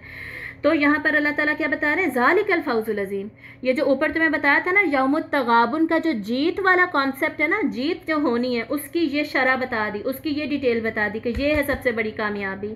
इस कामयाबी पर फोकस करो, इस पर ध्यान दो, ईमान और अमल पर ध्यान दो। अगली आयत में उसी का ओपोजिट सिनेरियो बताया जा रहा है कि अगर हार और जीत का जो दिन था ना यौमुत तगाबुन, उसमें अगर हार मिलती है तो उसमें उस सिलसिले में फिर क्या होगा, वो अगली आयत में, वल्लज़ीना कफ़रू व कज़्ज़बू बिआयातिना उलाइका अस्हाबुन नारि खालिदीन फ़ीहा व बिअसल मसीर, और जिन्होंने इनकार किया और तकज़ीब की हमारी आयात की, वही तो होंगे जहन्नमी, हमेशा उसमें रहेंगे और कितना बुरा ठिकाना है। यानी जिन लोगों ने चूज़ किया कुफ़र करना, चाहे ऊपर क्या था ईमान और अमल, अब ये कुफ़र किस चीज़ का हो रहा है, ईमान का भी हो रहा है, अमल का भी हो रहा है। पहले वो जिन्होंने ईमान से ही इनकार कर दिया, माना ही नहीं, ठीक है, अल्लाह को माना ही नहीं, अकीदे जो बताए जा रहे हैं उनका बिलीफ ही नहीं किया या गलत बिलीफ किया। नंबर 2, जो अमल ईमान ले आए लेकिन अमल ही नहीं कर रहे, ठीक है, तकजीब कर दी, झुठला दिया कि हम नहीं ये करते, ये बड़े मुश्किल अहकामात है, मुझसे नहीं किए जाते, बस मैं नाम की मुसलमान, पैदाइशी मुसलमान हूँ ना, मेरे लिए यही काफ़ी है, ठीक है। तो अल्लाह ताला क्या कह रहे हैं, जिनका ये रवैया होगा भी आयात ही ना, हमारी आयात का कुफर कर दिया। मेरी आयत में ये लिखा हुआ है कि ये नमाज 5 वक्त की नमाज़ें पढ़नी है लेकिन फजर के वक्त उठ ही नहीं रहे, ठीक है, गिबत नहीं करनी, वैलुल लिकुल्ली हुमज़तिल लुमज़ा, हर हम्स और लम्स करने वाले के लिए, बैक बाइटिंग करने वाले के लिए, गॉसिपिंग वगैरह करने वाले के लिए वैल है, हलाकत है। लेकिन हमने पढ़ तो ली आयत लेकिन हम अमल ही नहीं कर रहे, ठीक है। ये हम क्या कर रहे हैं, कज़्ज़बू भी आयातिना, अल्लाह की आयत की तकज़ीब कर रहे हैं अपने अमल के ज़रिए से, ठीक है। तो उनके लिए क्या है, अल्लाह ताला कह रहे हैं ये अस्हाबुन नार है। अब आगे देखिए आयत नंबर 11 से आगे एंड तक, आयत नंबर 11 to 18 तक हम देखेंगे। जब ये सारा जो पीछे ईमान डिस्कस हुआ है ना, ये ईमान और इसके जो तकाजे अल्लाह ताला ने बताए हैं कि ऐसा ऐसा ईमान लेकर आओ, ये इसकी रिक्वायरमेंट्स हैं, वो जब आ जाएगा तो उसके हमें समरात क्या मिल रहे हैं, आउटकम क्या निकल रहा है उसका, उसके नतीजे क्या निकल रहे हैं इस दुनिया में। आखरत के तो अल्लाह ताला ने यहाँ बता दिया ना, अभी हमने 9 और 10 आयत में पढ़ लिया, आखरत में क्या नतीजा निकलने वाला है वो हमने पढ़ लिया, दुनिया में भी उसके नतीजे नज़र आते हैं। वो नतीजे हमारी पर्सनैलिटी में नज़र आने चाहिए, हमारे बातिन में, हमारे ज़ाहिर में ईमान झलकेगा। वो कैसे झलकेगा, वो इन आयतों से पता चल रहा है। आयत नंबर 11 देखिए, मा अस्वाब मिन मुसीबतिन इल्ला बिइज़्निल्लाहि व मन युमिन बिल्लाहि यहदि क़ल्बह वल्लाहु बिकुल्लि शैइन अलीम। नहीं आती कोई मुसीबत मगर अल्लाह के इज़्न से।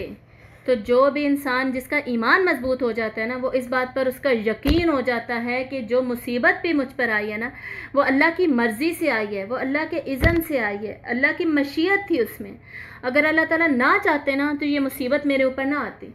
यानी ये जो एक्सटर्नल फोर्सेस मुझे तबाह करने की कोशिश कर रही हैं ना, ये इनको कामयाबी नहीं मिलनी थी, इन्होंने नाकाम हो जाना था अल्लाह ताला की अगर मशीयत इसमें शामिल ना होती। अब हम कहें कि जी अल्लाह की मशीयत क्यों शामिल है भाई, मुझे तकलीफ़ मेरी मुसीबत में। एक तो पहली बात यह कि ये एतराज़ करने का हमें हक़ नहीं है, दूसरी बात यह कि ये शिकवे शिकायतें करने का भी हमें हक़ नहीं है, अल्लाह ने हमें हक़ नहीं दिया। तीसरी बात, मुसीबतें अल्लाह के इज़्न से इसलिए आ रही हैं ताकि हमारा टेस्ट हो, हमारी आजमाइश हो। अल्लाह ताला ये देख लें कि जी हमारे अंदर कितना ईमान है, ये हमारे ईमान की आजमाइश है कि हम पर मुसीबत आ रही है। अब अल्लाह ताला चेक करेंगे ये कितना अब अमल कर रही है, कितना इसका ईमान मजबूत है और कितना अब भी ये अमल पर जमी हुई है। और आजमाइशें सब्र और शुक्र को हमारे टेस्ट करती हैं कि हमारा अब रद्द अमल क्या होगा। रद्द अमल में अल्टीमेटली मैं सब्र ही शो कर रही हूँ और मैं अल्लाह का अभी भी शुक्र कर रही हूँ, अपने अमल के ज़रिए इबादतें वगैरह मैंने सारी वैसी ही रखी हुई हैं, या अब मैं सबसे हट गई हूँ, ठीक है। तो अल्लाह ताला ने हमें चेक भी तो करना है। तो ये बातिन में हमारे तब्दीली आएगी, ठीक है। अल्लाह की मशीयत को हम एज़ इट इज़ एक्सेप्ट कर लेंगे। ये नहीं होंगे खुदा न ख्वास्ता किसी का एक्सीडेंट हो गया या किसी का कोई फौत हो गया तो वो शिकवे शिकायतें एतराज़ मेरे साथ ये क्यों बला बला बला बला शुरू हो जाएगा। ये नहीं, मुसीबत आई है मुझ पे अल्लाह के इज़्न से, इन्ना लिल्लाहि व इन्ना इलैहि राजिऊन, उसी की तरफ हमने लौटना है, अल्लाह से हम सारा कुछ रिलेट करेंगे। ये एटीट्यूड हो जाता है जब ईमान मजबूत होता है। और आगे क्या है, वमन युमिन बिल्लाहि यहदि क़ल्बा, और जो कोई भी ईमान लेकर आता है अल्लाह पर ईमान रखता है, अल्लाह ताला उसके दिल को हिदायत दे देते हैं। तो जो सच्चा वाला असली वाला जो जैसा ईमान का हक है वैसा ईमान उसका होगा तो अल्लाह ताला उसके दिल को अल्टीमेटली गाइड करेंगे और उसे पता होगा कि उसने किस सिचुएशन में कैसे बिहेव करना है, उसका अमल कैसा होना चाहिए मुसीबतों में या अच्छे हालात में। वल्लाहु बिकुल्लि शैइन अलीम, और अल्लाह ताला हर चीज़ का खूब इल्म रखने वाला है। जैसे पीछे था अल्लाह ताला हर चीज़ से खूब बाखबर है, या बसीर भी हमने पढ़ा था, अल्लाह ताला हर चीज़ को खूब देखने वाला है। इसी तरह यहाँ पर क्या कहा जा रहा है, अल्लाह ताला हर चीज़ का इल्म रखने वाला है। यानी अब तुम्हारा रिस्पॉन्स क्या है, कैसे ईमान जो है वो उसका नतीजा तुम में नज़र आ रहा है कि नहीं, सब अल्लाह ताला को पता है। उसकी बेसिस पे ही यौमुत तगाबुन लगेगा और हार का भी फैसला होगा और जीत का भी फैसला होगा। अब अगली आयत देखिए। सीखा क्या हमने ये सीखा कि हमने अपने आप को पूरा का पूरा अल्लाह के सपोर्ट करना है, ठीक है। अल्लाह के सपोर्ट करने के बाद हमने क्या करना है, मुतमईन हो जाना है। उसके बाद अब हमने ये पीछो ताब ही नहीं खाते रहना, हमने अपनी मुसीबतों को दिल का रोग नहीं बनाकर बैठ जाना, हमने पछतावे नहीं पाल लेने, ठीक है। ये सारा हमारा एटीट्यूड नहीं होना चाहिए। इत्मीनान बस हो जाना चाहिए कि जी जो हुआ है बस अल्लाह की मशीयत मर्जी से हुआ है, अल्हम्दुलिल्लाह जो हुआ है। आगे देखिए अगली आयत, व अतीउल्लाह व अतीउर रसूल फ़इन तवल्लैतुम फ़इन्नमा अला रसूलिनल बलागुल मुबीन। और अताअत करो अल्लाह की और अताअत करो अल्लाह के रसूल की।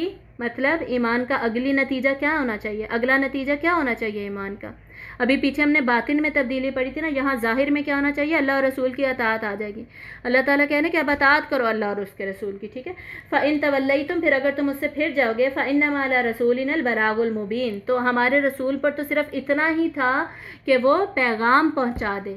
मतलब रसूल इसके लिए आंसरेबल नहीं होंगे कि भाई आपकी कौम ने बात क्यों नहीं मानी, या रसूलों के जो वरसा हैं आगे जो उलमा हैं वो भी इस बात पर आंसरेबल नहीं होंगे कि भाई आपकी बात मानी क्यों नहीं गई, अगर इन केस उन्होंने 100% फुल एफर्ट पुट की थी लोगों को कन्विंस करने में, ठीक है।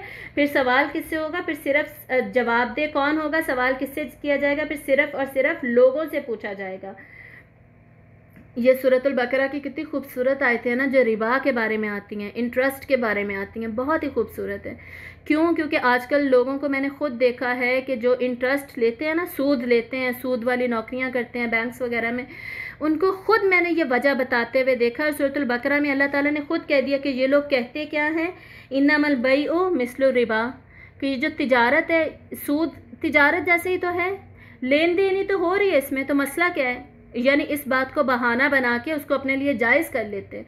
और इवन अगर पुराने ज़माने में लोग ऐसे करते थे ना, अल्लाह ने इस बात को कुरान का हिस्सा बनाया, आजकल भी लोग ऐसे ही करते हैं। ख़ुद मैंने अपने कानों से ये बात सुनी है।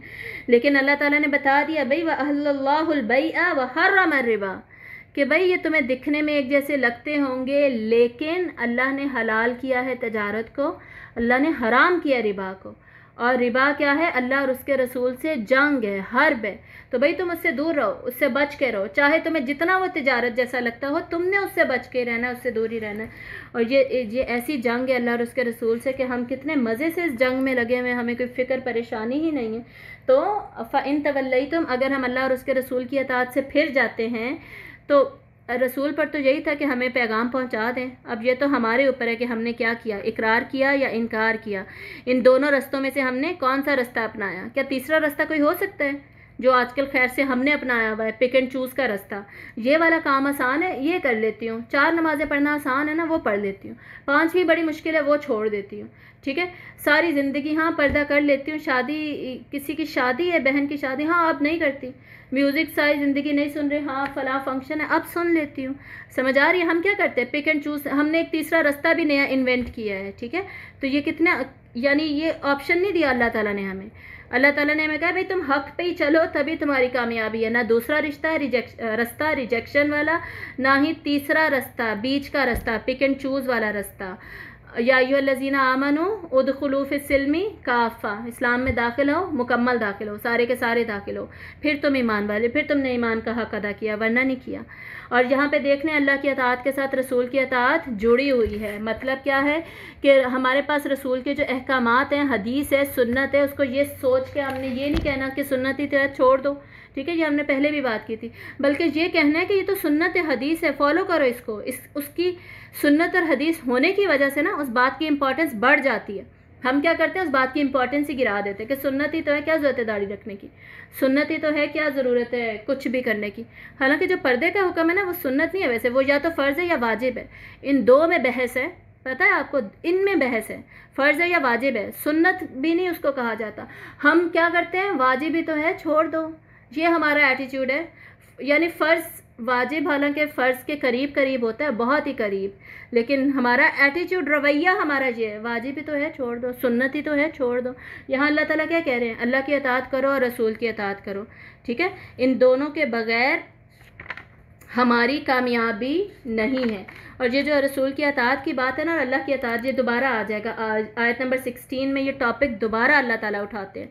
और सूरतुन निसा में अल्लाह ताला फरमाते हैं, मैं युतिइर रसूला फ़क़द अता अल्लाह, जिसने रसूल की अताअत की है ना, उसने असल में अल्लाह की अताअत की है। तो ये जब हम रसूल को बड़े आसानी से हदीस और सुन्नत को पिक्चर से माइनस करते हैं ना, कि हदीस में ये लिखा है ना, कुरान में तो नहीं है ना, सुन्नत में ही है ना, कुरान में तो नहीं है, ये जो माइनस करते हैं ना, तो अल्लाह ताला क्या कह रहे हैं कि तो उसने अल्लाह की अताअत नहीं की, ठीक है। तो रसूल की अताअत अल्लाह की अताअत के साथ जुड़ी हुई है, जो उसको निकालेगा वो फिर कामयाब नहीं है, ठीक है। अब अगली आयत देखिए, आयत नंबर 13, अल्लाहु ला इलाहा इल्ला हु व अलल्लाहि फलयतवक्कलिल मुमिनून, अल्लाह नहीं कोई इलाह मगर वही। मतलब हमने अब हमारे ईमान का हिस्सा क्या बन गया, सिर्फ़ और सिर्फ अल्लाह को अपना माबूद बनाना। माबूद कौन होता है, वही जिसके अहकामात, जो अहकामात देता है, जिसके अहकामात दुनिया पर चलते हैं। तो अगर हम किसी और को इलाह बना रहे हैं, किसी और को दीन फॉलो कर रहे हैं, अपने नफ्स को फॉलो कर रहे हैं, तो हम अल्लाह को इलाह ही नहीं मान रहे। तो हमारे ईमान का ये जो नतीजा है, ये निकलना चाहिए कि हमने अल्लाह को सिर्फ माबूद बना लिया और उसके अहकामात के मुताबिक ज़िंदगी गुजारें, और सिर्फ अल्लाह पर ही मुसलमानों को, मोमिनीन को तवक्कल करना चाहिए। ये मज़ीद नतीजा क्या निकल रहा है, तवक्कल अल्लाह में आ जाएगा। जब ईमान मजबूत हो गया तो अब अल्लाह पर तवक्कल हमारा मजबूत हो गया। तवक्कल क्या होता है, तवक्कल बेसिकली इंक्लूड्स 2 एलिमेंट्स। वो क्या हैं, एक तरफ दुआ करना, अल्लाह से दुआ करना, नंबर 2 दवा करना, असबाब दुनिया इख्तियार करना, कोशिश करना। अब दुआ और दवा ये दोनों कितना कितना किया जाएंगे, दोनों 100% किए जाएंगे। अल्लाह से दुआ भी अपनी फुल इस्तात के मुताबिक 100% कीजिए, और दवा कोशिशें भी आपने 100% करनी है, क्योंकि अल्लाह ताला ने कहा कि मुसलमान वही है जो हर काम एहसान के लेवल पर करता है, एक्सीलेंट लेवल पर करता है। अब एग्ज़ाम में आप फुल एफर्ट कर ही नहीं रहे, दुआ कर लिया और ऊपर ऊपर से पढ़ लिया, तो ऐसे तो गुजारा नहीं होने लगा। अल्लाह ताला कह रहे हैं हर मामले में अपना 100% दो, फिर दुआ भी मुझसे 100% करो। लेकिन अब हमारी डिपेंडेंस किस पे होगी, रिलायंस किस पे होगी, हमारा इन्हिसार किस पे होगा, अपनी मेहनत पर नहीं बल्कि इस दुआ पर इन्हिसार होगा कि अल्लाह मुझे कामयाबी देगा, ठीक है। मेहनत 100% करनी है, लेकिन मेहनत पर डिपेंडेंट नहीं होना, ये तवक्कल होता है, डिपेंडेंट अल्लाह पर होना है, ठीक है। और नंबर 2 इसमें क्या शामिल हो जाएगा कि कामयाबी जब अल्लाह ताला देंगे, क्रेडिट किसको देना है, क्रेडिट भी 100% अल्लाह ताला को देना है, क्रेडिट भी अपनी मेहनत को नहीं देना, रिलायंस भी अल्लाह ताला पर, क्रेडिट भी अल्लाह ताला को देना है। और इन केस हम कामयाब नहीं होते तो हमने समझना है कि अल्लाह की मशीयत हमारी आजमाइश में ही है। अल्लाह ताला हमारा टेस्ट ले रहे हैं, अब उस पर सब्र और शुक्र करके दिखाओ, ठीक है। हमारे रद्द अमल का टेस्ट है ये। अब आगे देखिए, आयत नंबर 14 बहुत ही इंपॉर्टेंट आयत है, इतनी ज़्यादा इंपॉर्टेंट आयत है ना कि मैंने लिख कर लगाई हुई है, इसको आपने हाईलाइट करना है। और कब से पता नहीं ये मुझे याद है, और तब से ये हमें याद होनी चाहिए, बचपन से ये आयत हमें सिखाई जानी चाहिए। या अय्युहल्लज़ीना आमनू इन्न मिन अज़वाजिकुम व औलादिकुम अदुव्वन लकुम फहज़रूहुम, ए ईमान वालों, तुम्हारी बीवियां और तुम्हारी औलाद में से बाज़ हम क्यों कह रहे हैं, क्योंकि ऊपर लिखा इन्ना मिन अज़वाजिकुम, तुम्हारी बीवियों और तुम्हारी औलाद में से, अदुव्वन लकुम तुम्हारे लिए दुश्मन है, फ़हज़रूहुम तो उनसे बच के रहो। क्या मतलब है इसका, हो सकता है कि तुम्हारी औलाद और तुम्हारी बीवियां से मतलब अज़वाज, हमारे शौहर आप ऐसे समझ लें, अज़वाज लिखा हुआ है ना, तुम्हारे अज़वाज या तुम्हारी औलाद, ये सब क्या कर सकते हैं, तुम्हें अल्लाह के रास्ते से हटा सकते हैं। अल्लाह ने जो हुक्म दिया ना उसके अगेंस्ट तुम्हें कुछ करने का कह सकते हैं। जैसे औरतों को बहुत सारे शौहर कहते हैं कि भाई तुम पर्दा ना करो, तुम आईब्रोज बना के रखो, तुम ना महरमों के सामने ऐसे ही जाओ, ये सब क्या है, ये सारे अहकामात अल्लाह के अहकामात के अगेंस्ट दिए जा रहे हैं। तो वो इस आयत के मुताबिक वो हमसे दुश्मनी का इजहार कर रहे हैं, ठीक है। मोहब्बत का एक्सट्रीम लेवल उन्हें दुश्मनी की तरफ ले गया है। ये किस तरह की मोहब्बत है कि जी आपको यही नहीं समझ आ रही, आप उसके रब की नाफरमानी उससे करवा रहे हैं और अल्लाह ताला की सज़ा का मुस्तहिक बना रहे हैं। इसी तरह औलाद करती है, औलाद खुद तो नहीं करती लेकिन हम करते हैं औलाद की अंधी मोहब्बत में, अपने और औलाद को एक दूसरे का दुश्मन बना लेते हैं। दुनियावी फ़ायदे दे रहे होते हैं लेकिन होता क्या है, सारा का सारा पैसा 100% उनकी दुनियावी चीज़ों पे हम इन्वेस्ट कर रहे होते हैं। इतने इतने महंगे कपड़े, इतने इतने महंगे जूते बिगाड़ रहे होते हैं हम अपनी औलादों को। उनके दीन पे कोई काम नहीं कर रहे होते, उनको दीन में बिल्कुल भी लगा ही नहीं रहे होते, इस्तेमाल ही नहीं कर रहे होते, और अल्टीमेटली सारा कुछ लगा के एंड में उनकी शादियों पर करोड़ों रुपए लगा के कर्जे भी उठा लेते हैं, सूद भी ले लेते हैं। इवन घर बनाने, गाड़ियां लेकर देने के लिए, बच्चों को बाहर भेजने के लिए सूद वगैरह तो हम लेते ही हैं, कर्ज़ों में हम डूब जाते हैं। कुछ लोग मज़ीद हराम कमाने की तरफ चले जाते हैं। ये सारा कुछ क्या हो रहा है? ये जो मोहब्बत थी इसको एक्सट्रीम लेवल पर ले जाकर अपने लिए दुश्मन बना लिया, अपने लिए दुश्मनी बना लिया, ठीक है। ये इतना मुश्किल और इतना नाजुक मामला है, ठीक है। पिछली सूरत में हमने मुनाफिकीन के बारे में क्या पढ़ा था, हुमुल अदुव्वु फहज़रहुम, वो दुश्मन है उनसे बच के रहो। यहाँ भी इसी तरह के वर्ड्स हैं, अदुव्वल्लकुम फहज़रूहुम, ये दुश्मन है तुम्हारे लिए तो एहतियात करो, मोहतात रहो। मतलब क्या है, हमारी औलाद और हमारे अज़वाज की जो मोहब्बत है वो हमें नुकसान ही ना पहुंचाने लग जाए, वो हमें अल्लाह की दुश्मनी की तरफ ना ले जाए कि उसकी मोहब्बत की वजह से हम अल्लाह ताला के नाफरमान बन जाएं, ठीक है। इनकी बेजा फरमाइशों की वजह से या इनकी हद से बढ़ी हुई ज़रूरियात की वजह से। फॉर एग्ज़ाम्पल कोई रमज़ान में कहता है जी मैंने तो फ़लाँ डिशें ही खानी है, रोज़ टेबल पे 10 डिशें होनी ही चाहिए, और जी हम अब इबादत ही नहीं कर रहे बिल्कुल भी। अब इसका मतलब ये नहीं है कि घर को जंग का मैदान बना लिया जाए, ये मतलब नहीं है इसका। इसका मतलब ये होता है कि इन पॉइंट्स पे काम किया जाए। काम किया जाता है आराम आराम से, तसल्ली के साथ काम किया जाता है विद टाइम। आज ही बैठ के फैसला करना ये नहीं होता, ये आहिस्ता आहिस्ता ये मराहिल तय किए जाते हैं। इंसान की तबीयत को आहिस्ता आहिस्ता बदला जाता है विद टाइम, आराम आराम से समझा के, आराम आराम से पॉइंट्स बता के। अल्टीमेटली जब रमज़ान आता है तो वो सिचुएशन क्रिएट हो चुकी होती है जो हमारे लिए फेवरेबल होती है। ये नहीं कि आज बैठेंगे बस आज फैसला करके ही उठेंगे, भाई तुम ये क्यों और तुम वो क्यों और मैं ये क्यों और मैं वो क्यों। ये एटीट्यूड, ये तरीका नहीं है, बल्कि अल्लाह ताला कह रहे हैं कि ये हमारा लाइफस्टाइल ही ये होना चाहिए था कि हम मोहब्बतों को, बेजा फरमाइशों को ये आसमान पर ना चढ़ने दें, ठीक है, और एक लेवल बरकरार रख के, एक एतदाल के साथ, एक नज़्म ज़ब्त के साथ हम ज़िंदगी गुजारें। अपने रब को सबसे ज़्यादा मोहब्बत, सबसे ज़्यादा अताअत, फरमा बरदारी अल्लाह की होनी चाहिए। भाई हम अल्टीमेटली अल्लाह के ग़ुलाम हैं, ग़ुलाम को इजाज़त नहीं होती रब के अलावा इधर उधर कुछ देख ले किसी और की, रब के अगेंस्ट मान ले। हमारे जो सर्वेंट्स घर में काम करते हैं वो हालांकि सर्वेंट्स हैं, स्लेव्स नहीं हैं, मेड्स हैं, लेकिन क्या उनकी इतनी हिम्मत होती है कि मैंने अगर कहा कि बर्तन धोएं तो वो साथ वाली पड़ोसन आके कहे जी ना धो तो वो ना धोए? ऐसा होता है? जो मेड एंड सर्वेंट्स होते हैं वो अपने मालिक की बात मानते हैं, अपने बॉस की। जो ऑर्गेनाइजेशंस में एम्प्लॉयज़ काम करते हैं वो अपने एम्प्लॉयर की बात मानते हैं। कभी ऐसा होता है कि कोई जी एम्प्लॉय को बोले कि जी आप फ़लाँ टास्क आप कर लीजिए, ये काम आपने करके जाना है, और दूसरे डिपार्टमेंट का बॉस आके बोले या आपका ही कोलीग दूसरा बोले कि नहीं छोड़ो नहीं करो, वो ऐसा करेगा? वो कहेगा नहीं बॉस ने कहा है भाई मैंने करके जाना है।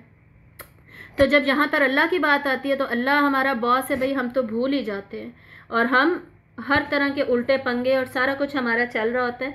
तो बेसिकली करना क्या है, ये हमारे लिए बहुत बड़ी आजमाइश है। कल भी हमने पढ़ा था माल और औलाद क्या है, माल और हमारे रिश्ते। सूरत तौबा में जो 8 आजमाइशें बताई गई हैं ना, 8 जो हम मोहब्बतें बताई गई हैं, उनमें ये अलग अलग से बताया गया है। अज़वाज और औलाद और हमारी फैमिली, अशीरतकुम हमारी फैमिली। और सूरत मुजादिला की आखिरी आयत भूल गई है कि वो लोग जो ईमान वाले हैं वो अल्लाह से और उसके रसूल से झगड़ा और मुखालफत नहीं करते। चाहे ये झगड़ा और मुखालफत करने को कौन कह रहा है, हमारे आबाअकुम औ इख्वानकुम हमारे भाई कह रहे हैं, औ अबनाअकुम या हमारी औलादें कह रही हैं, औ अशीरतकुम या हमारी फैमिली कह रही है, ठीक है। चाहे ये सब हमें अताअत के ख़िलाफ़ लेकर जा रहे हैं, हम ऐसा नहीं करते, ठीक है।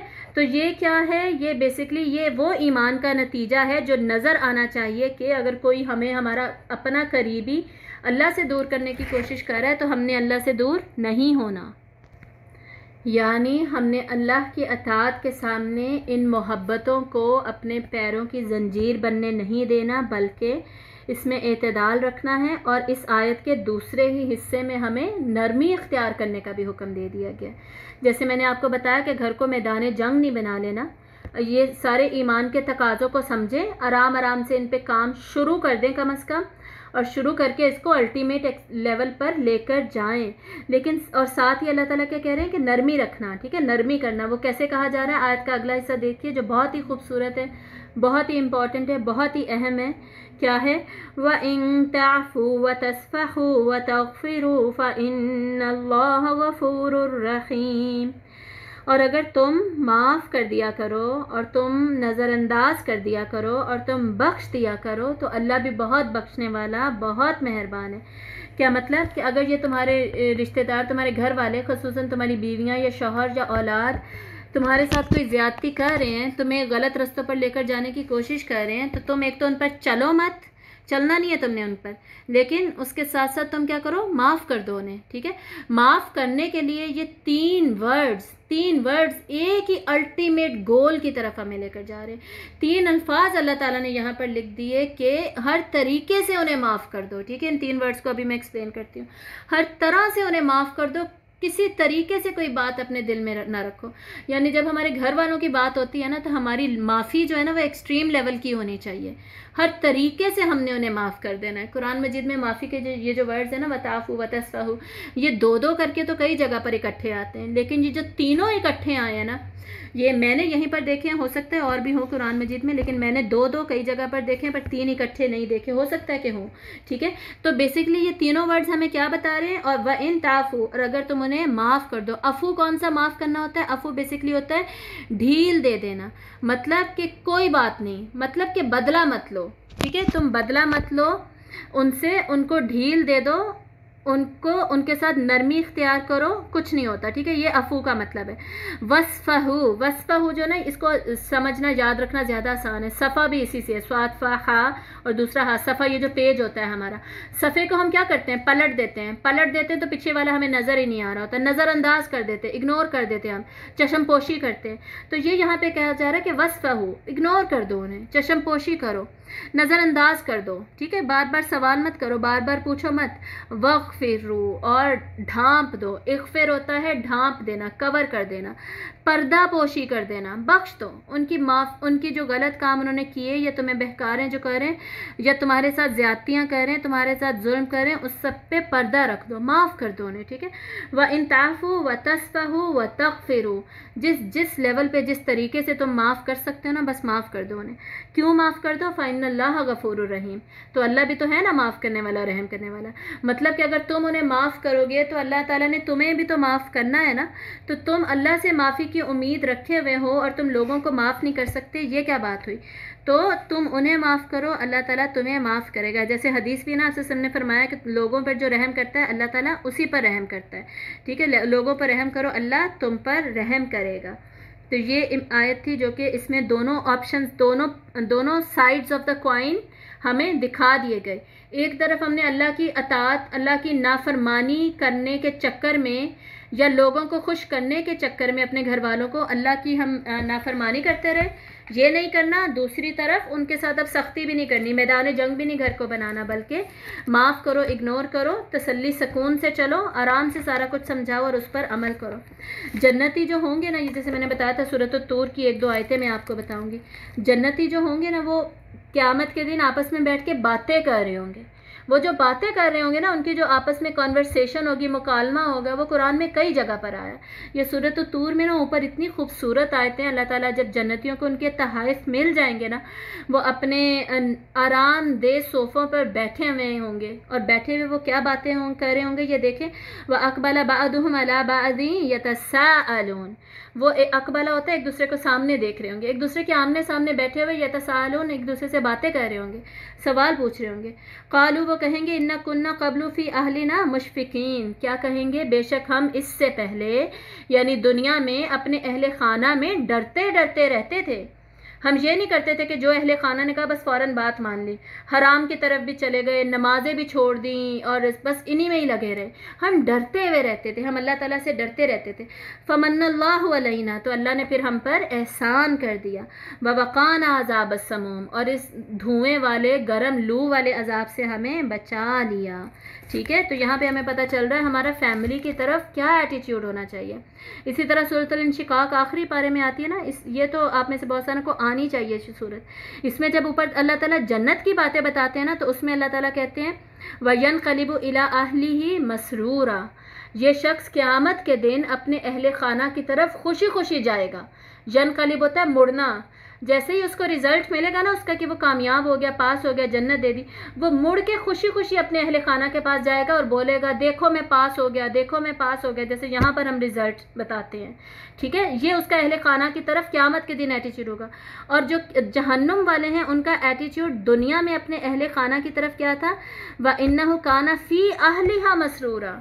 जहन्नुम वाले जो ये क्या करते थे, दुनिया में अपने अहले खाना में खुश रहते थे।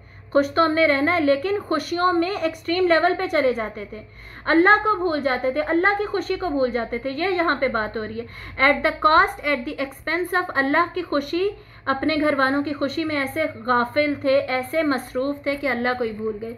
तो ये जहन्नुम वाले दुनिया में मसरूर थे और क़यामत के दिन इला अहलिही मसरूरा, खुशी खुशी अपने अहले खाना की तरफ कौन जाएगा, जन्नती जाएंगे। और जन्नती दुनिया में अहले खाना में कैसे रहते थे, इन्ना कुन्ना कबलु फ़ी अहलिना मुशफ़िकीन, डरते हुए रहते थे दुनिया में अहले खाना में कि हमसे किसी किस्म की कोई अल्लाह की नाफरमानी ही ना हो जाए। अब अगली आयत देखिए, नंबर 15, इसी आयत से ये रिलेटेड है। इन्नमा अम्वालुकुम व औलादुकुम फितना, बेशक आपके माल और आपके औलाद जो हैं ये आपके लिए आजमाइश हैं, ये फितना है। ये अल्लाह ताला ने दिए इसलिए कि आपका टेस्ट हो इनके ज़रिए से। ये मोहब्बत के लिए भी दिए, ये इस्तेमाल करने के लिए भी दिए। इस्तेमाल का मतलब है कि इनसे हमें बेनिफिट हो, जैसे हमें एक दूसरे से बेनिफिट होता है, औलाद हमारी खिदमत करती है, हम औलाद के काम करते हैं वगैरह वगैरह। तो ये सब भी है, मोहब्बत भी है, लेकिन आजमाइश भी है इनके अंदर। वल्लाहु इंदहु अजरुन अज़ीम, और अल्लाह ही के पास है बेहतरीन अजर। मतलब क्या है, इन दोनों का आपस में रिलेशन क्या है कि हमारे अज़वाज और हमारी औलाद, हमारा माल हमारे लिए फ़ितना है, और बेहतरीन अजर तो अल्लाह के पास, सबसे बड़ा अजर तो अल्लाह के पास है। मतलब ये अहले खाना को हम अपना अजर ही ना समझते रहे। ये माल और ये अहले खाना जो है ये हमारा रिवॉर्ड नहीं है, ये हमारा अजर नहीं है, ये सबसे बड़ी ब्लेसिंग नहीं है हमारी। सबसे बड़ी ब्लेसिंग, सबसे बड़ा रिवॉर्ड एंड अजर अल्लाह के पास है, उसको, उस पर नज़र रखो, उसको टारगेट बनाओ। दूसरा इसका मतलब है कि ये हमारे लिए आजमाइश हैं, हमारा माल और औलाद, हमारे रिश्तेदार, तो इनकी आजमाइश की वजह से कहीं असल अजर खो ना देना। असल अजर अल्लाह के पास है, उस पर नज़र रखना, ठीक है, उसको कहीं लूज़ ना कर देना।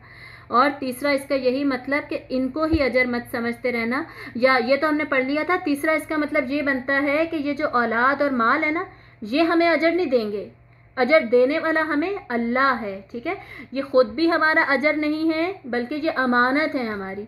माल और औलाद और हमारे रिश्तेदार ये अमानत है, हमारी जिम्मेदारियां हैं, हमने इनके हकूक़ पूरे करने हैं। ठीक है, ये अजर नहीं है हमारा, और ना ही इन्होंने हमें अजर देना है, बल्कि सारा का सारा अजर किसके पास है, वो सारा अल्लाह के पास है। अल्लाह के अजर पर नज़र रखिए।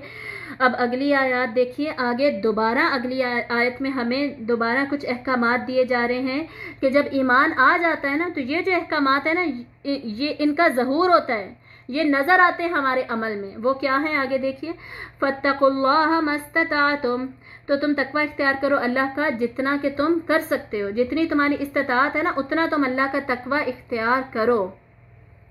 तो ईमान के साथ ही हमें अब तकवा नज़र आ जाना चाहिए। कितना तकवा, जितना कि बेसिकली हमारी सलाहियत होती है। कितनी होती है हमारी सलाहियत, अल्लाह को पता है वो, तो अल्लाह ताला हमारी सलाहियत के मुताबिक हमारा टेस्ट लेंगे। हो सकता है मुझे पता ही ना हो मेरी क्या सलाहियत है, और मैं डर डर के जी नहीं ये तो मैं काम नहीं कर सकती, मैं तो फॉर एग्जांपल झूठ बोलना नहीं छोड़ सकती, मेरे लिए तो बड़ा मुश्किल है, अब्बू तो मुझे बड़ा डांटेंगे, मैंने तो झूठ बोलना नहीं छोड़ना। हालांकि अल्लाह को पता है कि मुझ में ये सलाहियत है, मुझ में ये पोटेंशियल कैपेबिलिटी है कि मैं ये छोड़ सकती थी। तो मुझसे फिर मेरी सलाहियत के मुताबिक, इस्तिताअत मस्तताअतुम, इस्तिताअत के मुताबिक सवाल होगा, मेरी सोच के मुताबिक नहीं होगा कि मैं खुद ही समझती रही जी नहीं तो मैं कर ही नहीं सकती थी। आगे देखिए, वस्मउ व अतीउ व अनफिकु खैरल लिअनफुसिकुम। आगे क्या करो, और सुनो, और सुनो अल्लाह के अहकामात, व अतीउ और उन पर अमल करो, अताअत करो अल्लाह की, सुनो और अताअत करो। समेना व अताअना वाली बात जो हम कई दफ़ा डिस्कस कर चुके कि सुनना ही काफ़ी है अताअत करने के लिए। ये पता चल गया हुक्म, अच्छा यहाँ पे ये लिखा हुआ है तकवा इख्तियार करना है, अच्छा ठीक है अब तो मैं यही करूँगी। अच्छा मेरे वालिदैन, औलाद, मेरे रिश्तेदार, ये सारे कुछ, ये सारी आजमाइश है मेरी, इनकी मोहब्बत में एक्सट्रीम पे नहीं जाना, हराम पैसा नहीं कमाना, अपनी नमाजें नहीं छोड़ देनी इनके चक्कर में, अच्छा अब तो मैं यही करूँगी। ये चक्कर, सुनना, जैसे ही सुना है बस अमल कर लिया, फ़ौरन अताअत कर ली, ठीक है। उसमें अकल के घोड़े नहीं दौड़ाने, दोबारा ये मैं बात बता रही हूँ, नहीं अभी नहीं, कल कर लूँगी, परसों कर लूँगी, अभी इतनी क्या जल्दी है, अच्छा अल्लाह तो माफ़ करने वाला है, कुछ नहीं होता, ये एटीट्यूड नहीं होना चाहिए। वस्माऊ आती हूँ, सुन लिया और बस अमल कर लिया, अताअत कर ली। व अनफिकू, और ख़र्च करो अल्लाह के रास्ते में, खैरल लिअनफुसिकुम, ये बेहतर है तुम्हारे लिए। मज़ीद हम जब ईमान आ जाता है तो हमारे अंदर क्या आ जाता है, अमली तौर पे इन्फाक आ जाता है, अल्लाह ताला के रास्ते में ख़र्च करना आ जाता है। वमन यूक़ शुह नफ्सिही फ़उलाइका हुमुल मुफ़्लिहून, और जिन्होंने अपने नफ्स को बखीली से बचा लिया, यानी अपने नफ्स की इस लालच में नहीं पड़े रहे कि मेरे पास 20,000 है तो 10-10 हज़ार की तो मैंने 2 जोड़े लेने हैं, मैं क्यों अल्लाह के रास्ते में दूँ, ठीक है, मैंने तो अभी जूते भी लेने, मैंने ईद की सारी शॉपिंग करनी है, मैं क्यों दूँ अल्लाह के रास्ते में। तो जिसने इस सोच से अपने नफ्स को बचा लिया, फ़उलाइका हुमुल मुफ़्लिहून, यही लोग हैं फलाह पाने वाले। ये इस आयत में इतना कुछ हमें कह दिया गया, तकवा इख्तियार करो, ध्यान से सुनो अल्लाह के अहकामात, उन पर अताअत करो, इन्फाक करो अल्लाह ताला के रास्ते में, और अपने नफ्स को बखीली से बचा लो। ये सब फलाह पाने वाले जो जन्नती लोग हैं उनकी ये निशानियां हैं। और इन्फाक की जहाँ तक बात आ रही है, सिर्फ पैसा अल्लाह के रास्ते में नहीं देना, बल्कि इन्फाक अल्लाह के रास्ते में ख़र्च करने में आता है, अपना वक्त भी खर्च कीजिए, अपनी सलाहियतें भी खर्च कीजिए, अपने अल्फाज भी खर्च कीजिए, अपने कलम से लिख कर भी अल्लाह के रास्ते में खर्च कीजिए, अपनी औलाद को अल्लाह के रास्ते में लगाइए, अपने आप को अल्लाह के रास्ते में लगाइए। ये सारा कुछ इसमें शामिल होता है, लेकिन प्राइमरीली फोरमोस्ट मीनिंग इसमें पैसा खर्च करने का ही आता है, क्योंकि सबसे बड़ा जो फितना है वो तो माल है ना। अल्टीमेटली वक्त लगाना फिर आसान है, ठीक है, माल लगाना मुश्किल है, इसलिए माल टॉप पे आता है। आगे देखिए, अब हम चले गए हैं आयत नंबर 17। इन तुक़रिदुल्लाह क़र्दन हसनन युदाइफ़हु लकुम व यग़फ़िर लकुम वल्लाहु शकूरुन हलीम आलिमुल ग़ैबि वश्शहादतिल अज़ीज़ुल हकीम। ये हमने आखिरी दोनों आयतें तिलावत करनी, ठीक है। तो अल्लाह ताला क्या कह रहे हैं कि अगर तुम अब मज़ीद क्या करो, अल्लाह को कर्ज़े हसना दो। अगर तुम अल्लाह को कर्ज़े हसना देते हो तो वो तुम्हें बढ़ा के, इतना ज़्यादा बढ़ा कर तुम्हें वापस करेगा। युदाइफ़ु लकुम, वो बढ़ा देगा उसे तुम्हारे लिए, व यग़फ़िर लकुम, और वो तुम्हें बख्श भी देगा साथ। यानी अगर हम अल्लाह के रास्ते में पैसा लगाते हैं, अल्लाह को कर्ज़े हसना देने का क्या मतलब है, एक तो दुनिया का होता है ना कर्ज़े हसना, एक तो लोग इन दोनों को ना बहुत ज़्यादा मिक्स करते हैं। मिक्स नहीं करना। दुनिया में कर्ज़े हसना किसको कहते हैं कि हम किसी गरीब को कर्ज़ा देते हैं इस उम्मीद से कि वो हमें वापस नहीं मिलेगा।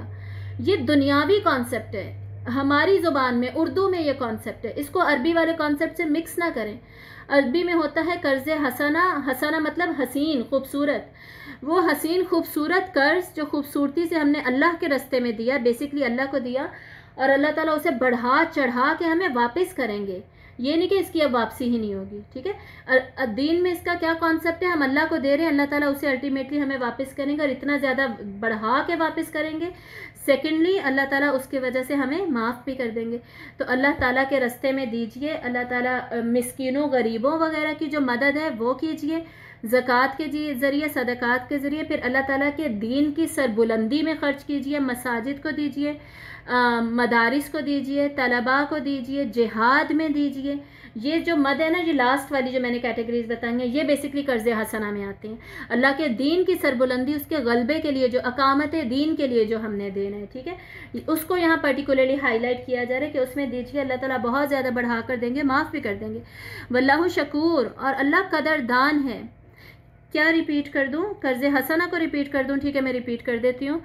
कर्ज़े हसना दुनिया का जो कॉन्सेप्ट है, और कर्ज़े हसना आखरत का जो कॉन्सेप्ट है, ये डिफरेंट है। दुनिया का कर्ज़े हसना बेसिकली उर्दू में जो कर्ज़े हसना बन गया है वो डिफरेंट चीज़ है। वो क्या है कि हम किसी गरीब को कर्ज़ा देते हैं इस नीयत के साथ कि हम वापस नहीं ले रहे, उसे वापस करने की ज़रूरत नहीं है। ये कर्ज़ हसना होता है दुनिया में, उर्दू में, ठीक है। अरबी में या कुरान में, हमारे दीन में कर्ज़ हसना क्या है? हम दे रहे हैं तो वो बढ़ चढ़ के वापस आ रहा है अल्लाह को। अच्छा ये मैं बता देती हूँ, ठीक है। तो अल्लाह ताला को हम दे रहे हैं और वो बढ़ चढ़ के हमारे पास वापस आ रहा है। किस मद में देना है, ये सवाल पूछनी है। ये है अल्लाह ताला के दीन की अकामत के लिए देना है। मतलब मसाजिद में अल्लाह ताला के दीन की बात हो रही है तो मस्जिद में डोनेशन बॉक्सेस नहीं रखे होते, वो हम कर्ज़ हसना की नीयत से देते हैं, उसमें ज़कात नहीं दे सकते, ठीक है। मदारिस को हम ज़कात नहीं दे सकते, वो हम कर्ज़ हसना की मद में देंगे, क्योंकि वहाँ पे दीन की अकामत के लिए तलबा पढ़ाए जाते हैं, बताया जाता है। फिर उन्हीं तलबा की अगर हमने मदद करनी है, उसमें से कोई गरीब है, वो कर्ज़ हसना की मद में दिया जा रहा है। फिर जिहाद के लिए अगर हम देते हैं, जिहाद के लिए अगर कलेक्शन हो रही है और हम देते हैं, वो कर्ज़ हसना की मद में दिया जा रहा है, ठीक है। खूबसूरत कर्ज वो हम अल्लाह के रास्ते में, अल्लाह के दीन की सरबुलंदी के लिए, अल्लाह के दीन की अकामत के लिए दे रहे हैं। ये सारी मदें इसमें शामिल होती हैं। तो वल्लाहु शकूर, अल्लाह बहुत ज़्यादा कदरदान है।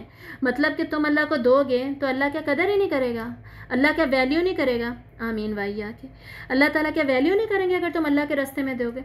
अल्लाह ताला तो इतनी ज़्यादा वैल्यू करेंगे कि अल्लाह ताला उसे बढ़ा चढ़ा के क़यामत के दिन तुम्हें वापस करेंगे। ये जो दुनिया में पैसे पे पैसा कमाना है ना, पैसे को बढ़ा चढ़ा कर देना है, ये सूद है, दुनिया में अलाउड नहीं है। आखिरत में अल्लाह ताला ने कहा है कि मैं तुम्हें बढ़ा चढ़ा के दूंगा, उसके ऊपर नज़र रखो, ठीक है। जैसे शराबन तहूरा है, दुनिया की शराब हराम है, उसको नहीं हाथ लगा सकते। क़यामत के दिन अल्लाह ताला पाकीज़ा शराब पे लाएंगे, पाकीज़ा मशरूब पे लाएंगे। समझ आ रही है? दुनिया में छोड़ दें ये चीज़ें ताकि आखिरत में हम इनके लिए एलिजिबल हो जाएं, आखिरत में हमें ये चीज़ें मिल जाएं। और अल्लाह क्या है? अल्लाह हलीम है। मतलब अगर कोई ऐसा नहीं कर रहा तो अल्लाह ताला उसको फ़ौरन पकड़ नहीं लेते, फ़ौरन सज़ा नहीं हो जाएगी उसकी। अल्लाह ताला मोहलत देंगे, अल्लाह ताला नरमी इख्तियार करेंगे, फ़ौरन उसकी गर्दन पर हाथ नहीं डाला जाएगा। नरम है अल्लाह ताला, कदरदान है अल्लाह ताला, ठीक है। और अगली आयत में भी अल्लाह ताला की सिफ़ात हैं, आलिमुल गैबि वश्शहादा, जानने वाला है गैब का और शहादत का। जो हम अल्लाह ताला से छुपा रहे हैं या जो हमारे सीनों में वैसे ही सबकॉन्शियसली या कॉन्शियसली छुपा हुआ है, गैब है, अल्लाह ताला उस सब को जानने वाले हैं। वह शहादा, और जो कुछ हम कर रहे हैं, करते फिर रहे हैं, हमारे अमल हैं और या फेल है हमारे, गैर इरादी तौर पे हम कर रहे हैं या इवन इरादी तौर पे हम कर रहे हैं, सारा कुछ अल्लाह ताला के इल्म में है। उसके मुताबिक हमें यौमुत तगाबुन पे सज़ा जज़ा मिल जाएगी। अल अज़ीज़ अल हकीम, वही तो है कामिल गलबे वाला, इक़्तिदार वाला। तो वो इक़्तिदार वाला तो हमें कैफ़िर किरदार तक तो पहुँचाएगा। फिर ये हम कैसे सोच लेते कि यौमुत तगाबुन नहीं होगा। और वही हिकमत वाला भी है, अल हकीम है। उसकी हिकमत कामिला का जो मज़हर है वो दुनिया में भी होता है, उसका इजहार दुनिया में भी होता है और अल्टीमेटली क़यामत के दिन तो उसका बहुत ज़्यादा अल्टीमेट इजहार होने वाला है, ठीक है। तो ये सारे अल्लाह ताला के अस्माउल हुस्ना इस सूरत के एंड में मज़ीद आ गए। तमाम मुसब्बिहात में अल अज़ीज़ अल हकीम, ये अल्लाह ताला के अस्माउल हुस्ना आए थे, इस सूरत के बिगनिंग में नहीं आए बल्कि इख्तिताम पर, एंड पर आए। और यहाँ पर ये सूरत हमने कंक्लूड की, हमारे अंदर ज़कात का एक मसरफ़ अकामत दीन नहीं है, ठीक है। ज़कात का मसरफ़ अकामत दीन है ही नहीं। ज़कात के तमाम मसरफ़ सूरत तौबा में एक्सप्लेन किए गए हैं, वो दोबारा आप देख लीजिएगा। किसी को चाहिए तो प्लीज़ मुझे मैसेज कर दीजिएगा ना, आप व्हाट्सएप कर दिया करें, मैं आपको भेज दूँगी मसारिफ़ वाली आयत, उसमें अकामत दीन नहीं है, सही। तो और वैसे भी ज़कात में किसी को हैंड ओवर, मालिक बनाना होता है किसी को पैसे का, जो हम ज़कात में दे रहे हैं उसका, ठीक है। तो यहाँ पर इस सूरत का और मुसब्बिहात का इख्तिताम हो रहा है। हमने सीखा क्या, ईमान क्या है, ईमान की तफसील क्या है, ईमानियाती सलासा क्या है, और ईमान का जो अमली ज़हूर होगा हमारे बातिन में और हमारे ज़ाहिर पर, वो क्या होगा। अब इंशाल्लाह हम इसकी तिलावत सुनने लगे हैं और शेख ज़ैन की आवाज़ में सुनेंगे, क्योंकि मुझे उनकी आवाज़ में ये सूरत बहुत खूबसूरत लग रही थी।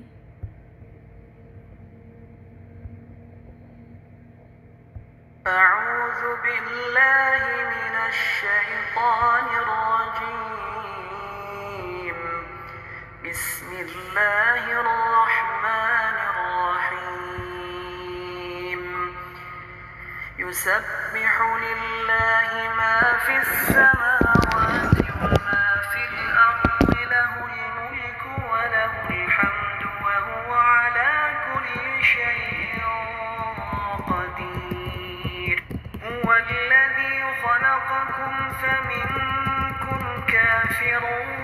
ومنكم مؤمن والله بما تعملون بصير خلق السماوات والأرض بالحق وصوركم فأحسن صوركم وإليه المصير يعلم ما في السماوات والأرض ويعلم ما تسرون وما تعلنون والله عليم بذات الصدور ألم يأتكم نبأ الذين كفروا من قبل فذاقوا وبال أمرهم ولهم عذاب أليم ذلك بأنه كانت تأتيهم رسلهم بالبينات فقالوا أبشر يهدوننا فكفروا وتولوا واستغنى الله والله غني حميد زعم الذين كفروا أن لن يبعثوا قل بلى وربي لتبعثن ثم لتنبؤن بما عملتم وذلك على الله يسير فآمنوا بالله ورسوله والنور الذي أنزلنا والله بما تعملون خبير يوم يجمعكم ليوم الجمع ذلك يوم التغابن ومن يؤمن بالله ويعمل صالحا يكفر عنه سيئاته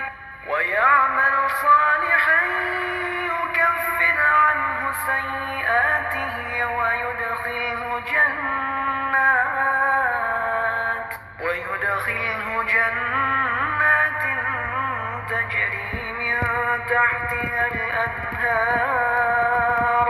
تجري من تحتها الأنهار خالدين فيها أبدا ذلك الفوز العظيم والذين كفروا وكذبوا بآياتنا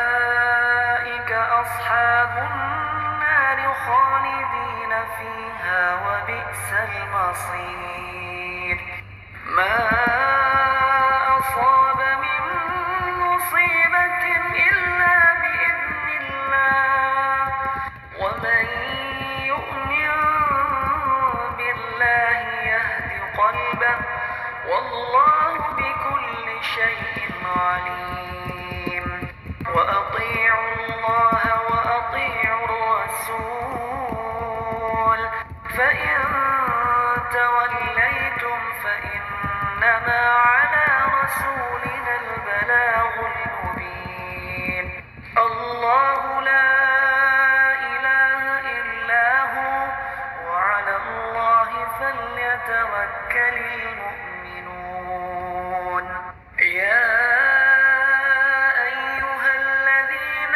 آمنوا إن من أزواجكم وأولادكم عدوا لكم فاحذروهم وإن تعفوا وتصفحوا وتغفروا فإن الله غفور رحيم إنما أموالكم وأولادكم فتنة والله عنده أجر عظيم فاتقوا الله ما استطعتم واسمعوا وأطيعوا وأنفقوا خيرا لأنفسكم ومن يوق شح نفسه فأولئك هم المفلحون إن تقرضوا الله قرضا حسنا يضاعفه لكم ويغفر لكم والله شكور حليم عالم الغيب والشهادة العزيز الحكيم. وآخر دعوانا أن الحمد لله رب العالمين. سبحانك اللهم وبحمدك أشهد أن لا إله إلا أنت نشهد أن لا إله إلا أنت نستغفرك ونتوب إليك. السلام عليكم ورحمة الله وبركاته.